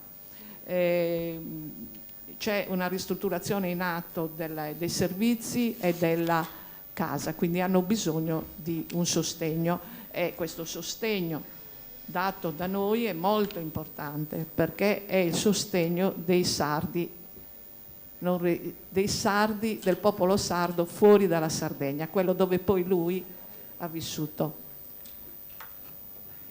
A integrazione volevo dire che vi è stato consegnato, non so, o vi sarà consegnato, un catalogo, c'è scritto proprio Riscoprire Antonio Gramsci, che è frutto appunto di quel progetto che diceva, di cui parlava Serafina. È stato curato dal Circolo di Parma.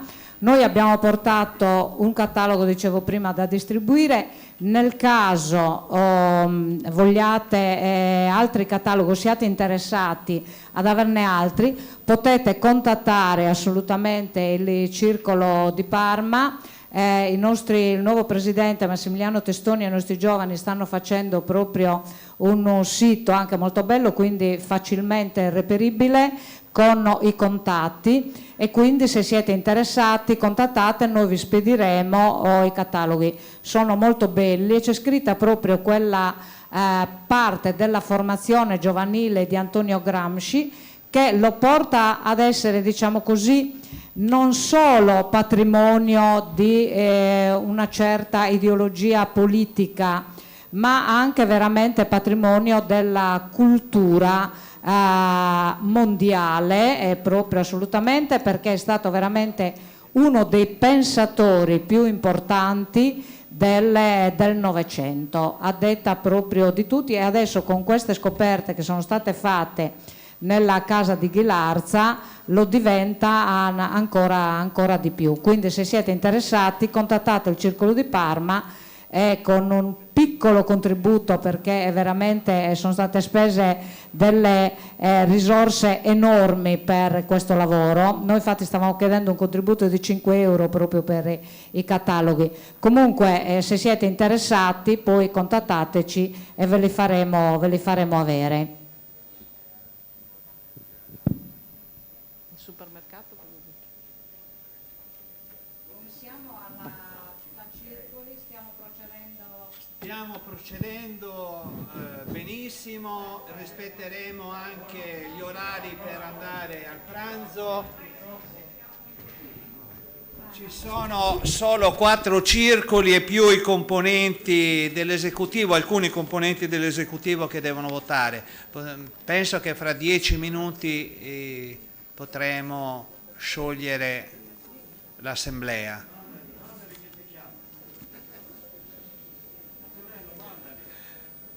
Allora, i circoli di Portoferraio, Roma Acrase, Roma Gremio e Siena si rechino alle votazioni.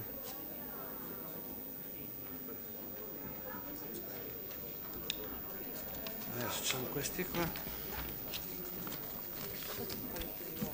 Ecco, ci bisogna dire dopo cosa facciamo.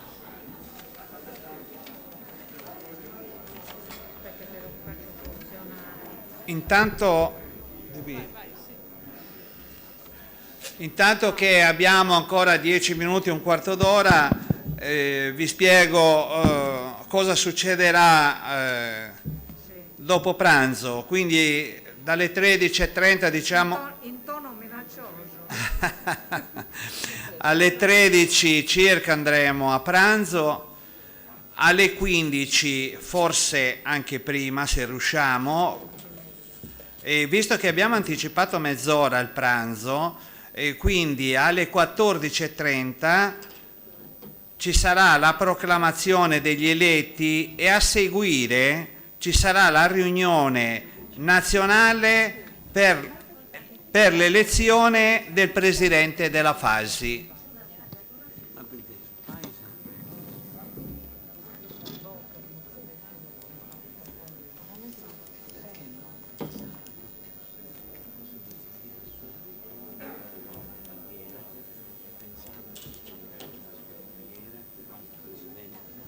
io nella lista ho l'elenco dell'esecutivo e quelli che hanno votato va bene, ma se ci sono alcuni che non hanno votato io li elenco. Magia Serafina, Tonino Mulas, Paolo Pulina, Secchi Maurizio, Gemma, Argiolas, Mattia Liliu, Abis Pierangela, Zucca Luciano, Pizzalis Giulio, commissione elettorale che è impegnata, quindi è lì, voteranno senz'altro, e i coordinatori di circoscrizione Currelli Salvatore Angelo e Casula Carlo.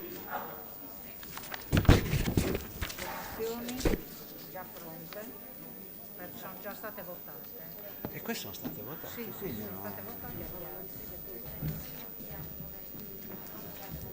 Scusa, questo era l'elenco dell'esecutivo? Sì. L'esecutivo più alcuni. L'esecutivo da quell'elenco lì è saltata Francesca Coppa, che comunque ha già votato per il gruppo. Sì, va bene. No, io... L'abbiamo risolta in sede elettorale. Ok, quindi io vado a votare anch'io. Ok. Vedi te se c'è. Vedi qua, nell'elenco qui non è stata Sì. inserita Francesca. Ah, però ha votato? Ha votato. Perfetto. Allora, perfetto. ma quindi praticamente le operazioni di voto si stanno concludendo? Sì. È così? Sì. Perfetto, In maniera lineare e ordinata. perfetto. Adesso parla tu.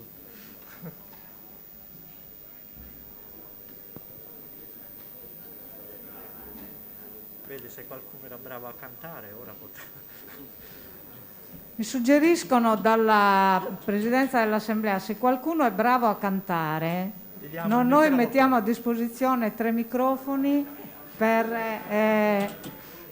intonare qualcosa, se qualcuno è bravo a cantare. Non abbiamo la Vanessa De Nanni che invece ci ha accompagnato l'altra sera. Tu Angiolino sei bravo.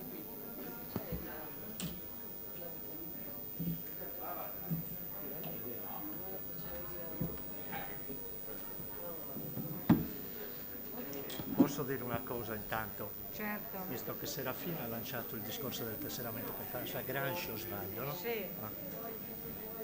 Mentre ero fuori. Scusate, approfittiamo di quest'attimo di relax prima dello spoglio delle schede. Serafina accennava prima alla collaborazione tra la Fasi e Casa Gramsci e alle iniziative che ci sono. A me piace ricordare che sono in essere tante collaborazioni o seguite dai singoli circoli o dalla Fasi stessa con diverse realtà produttive e culturali della Sardegna. L'ho semplicemente accennato l'altra mattina quando sono intervenuto. Volevo ricordare questo rapporto di collaborazione stretta con la casa editrice Ilisso di Nuoro, che come ben sapete da 30 anni si adopera per la diffusione della cultura della Sardegna, ha ripubblicato tutti gli autori sardi più importanti, da Graziano Deledda in Giufino fino ai contemporanei, ha fatto conoscere tutti gli artisti sardi fuori dalla Sardegna, insomma fanno un'opera veramente meritoria, considerando che è un'azienda privata, poi non è un ente pubblico, ecco, per cui gente che investe del suo per questa diffusione. La Ilisso ha curato e allestito in tutto e per tutto la mostra di Sironi che c'è qui a Milano fino alla fine di aprile, mi sembra, così sta facendo a Nuoro un grosso investimento a Nuoro con un museo privato, lo spazio Ilisso, che vi consiglio, se andate a Nuoro, di andarlo a visitare perché è una cosa veramente unica nel panorama museale nazionale, cioè un museo gestito direttamente da una casa editrice con degli spazi appositamente dedicati agli artisti sardi, da Nivola a Ciusa e via dicendo, e con delle mostre temporanee organizzate all'interno di questa struttura, per cui una cosa che fa veramente onore a tutti. Proprio in questi giorni inaugureranno anche a Nuoro una mostra su Sironi con documentazione inedita fornita dalla Fondazione Sironi, proprio per creare quel ponte, quel trade union tra Milano e Nuoro in questo caso e la Sardegna, e diffondere sempre di più quella che è la cultura sarda.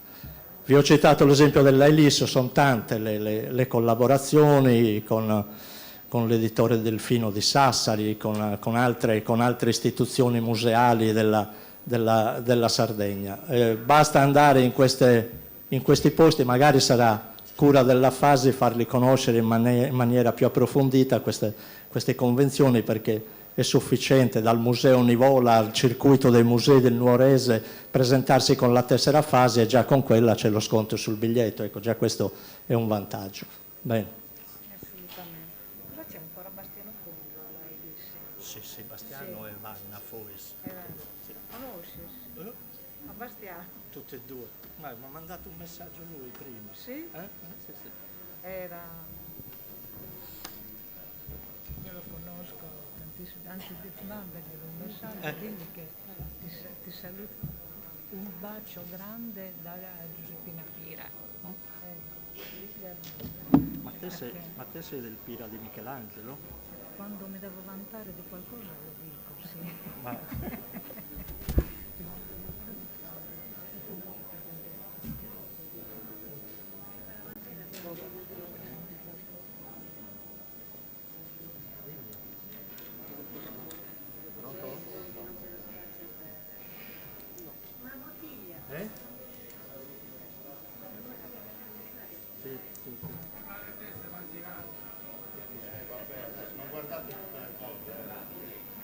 Guardatelo da un altro punto di vista.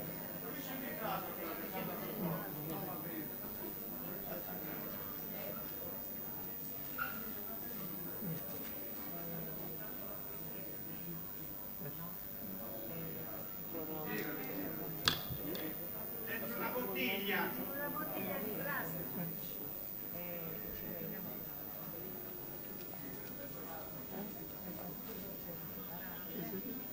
Volevano bene. Meglio così o peggio?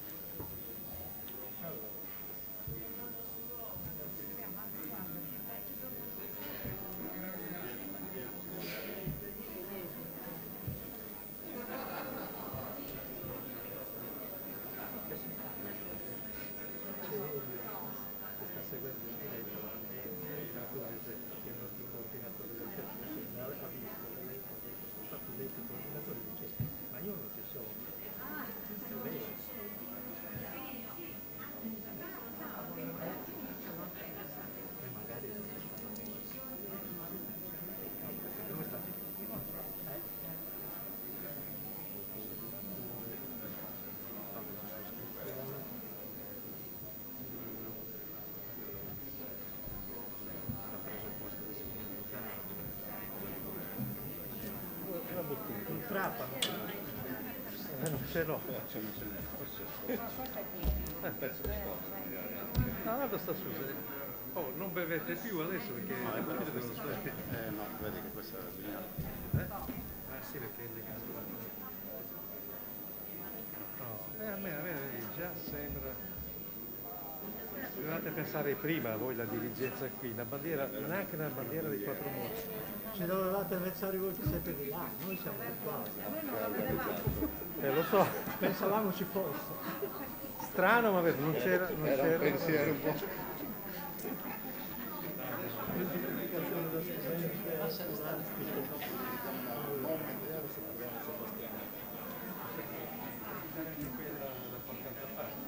Ma con la mente davanti se no.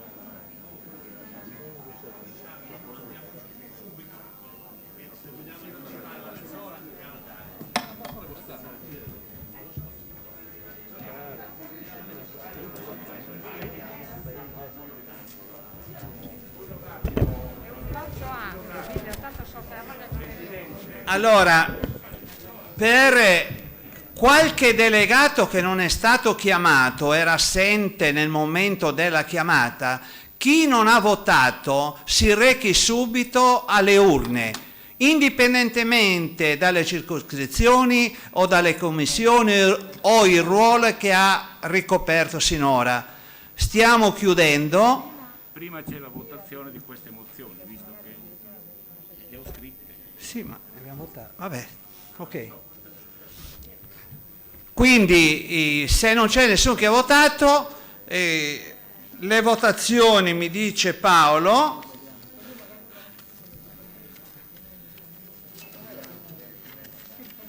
dove cavolo sono?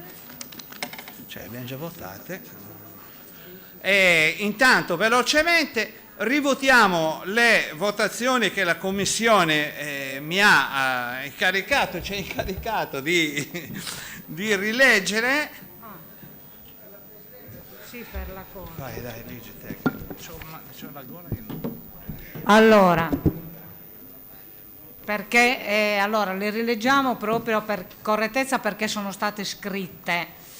Allora, il 7° congresso della FASI, come contributo da parte della Federazione dei 70 circoli affiliati alla valorizzazione della ricorrenza dei 150 anni dalla nascita di Grazia Deledda, impegna le associazioni a prendere contatti con le istituzioni locali che possono intitolare una via, una piazza, una scuola o una biblioteca al ricordo perenne del lascito culturale della grande scrittrice che ha fatto diventare la Sardegna un luogo simbolico universale conosciuto in tutto il mondo.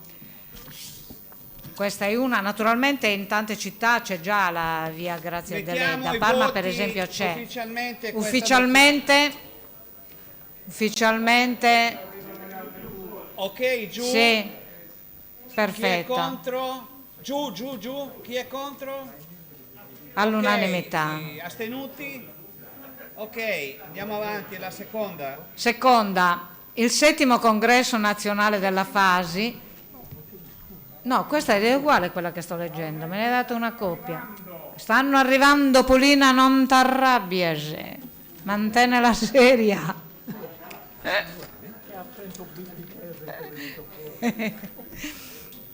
No, perché quando Polina dice le cose le dice in modo deciso. Ecco.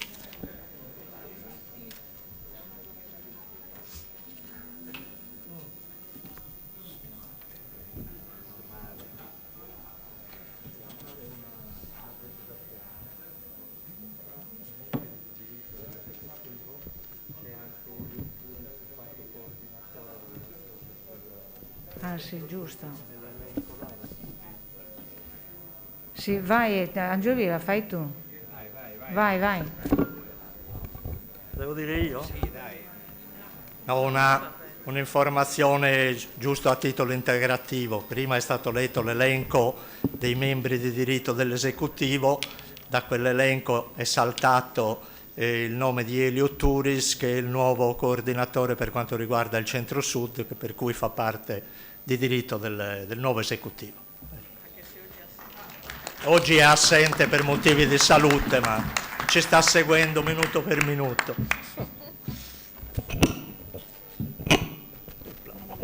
Ho rotto il microfono.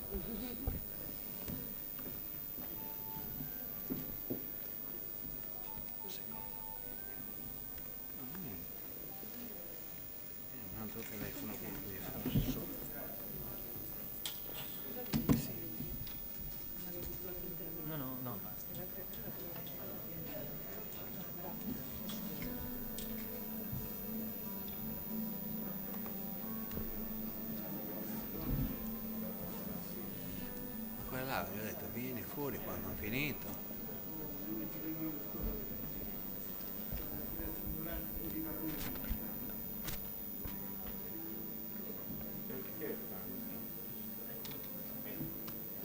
Dai, poi arriva anche l'altra, dai. L'altra l'abbiamo già letta. Ce n'è un'altra, quella sull'UNESCO. Quella sull'UNESCO.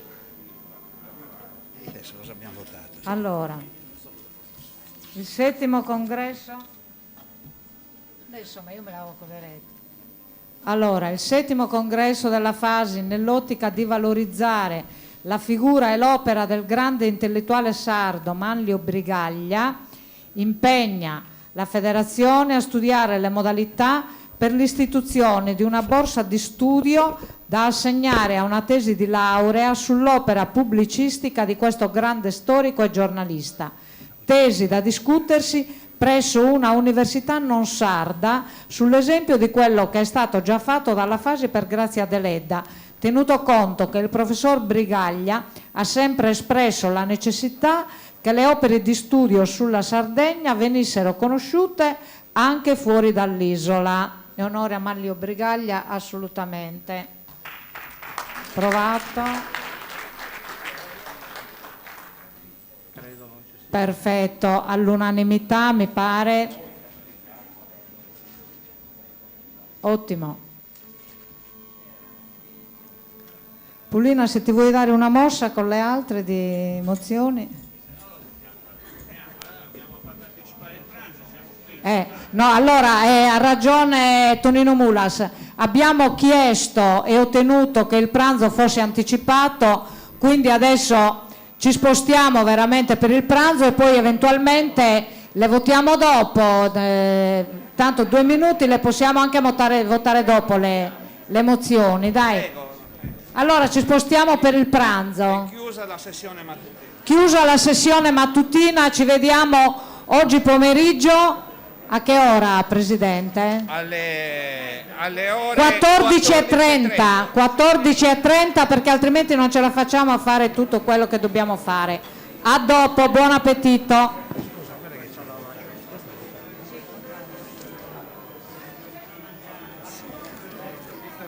Che ci sei, prova a chiedere di quella ragazza che ha fatto quel discorso sulle scorie, se può presentare una mozione da votare.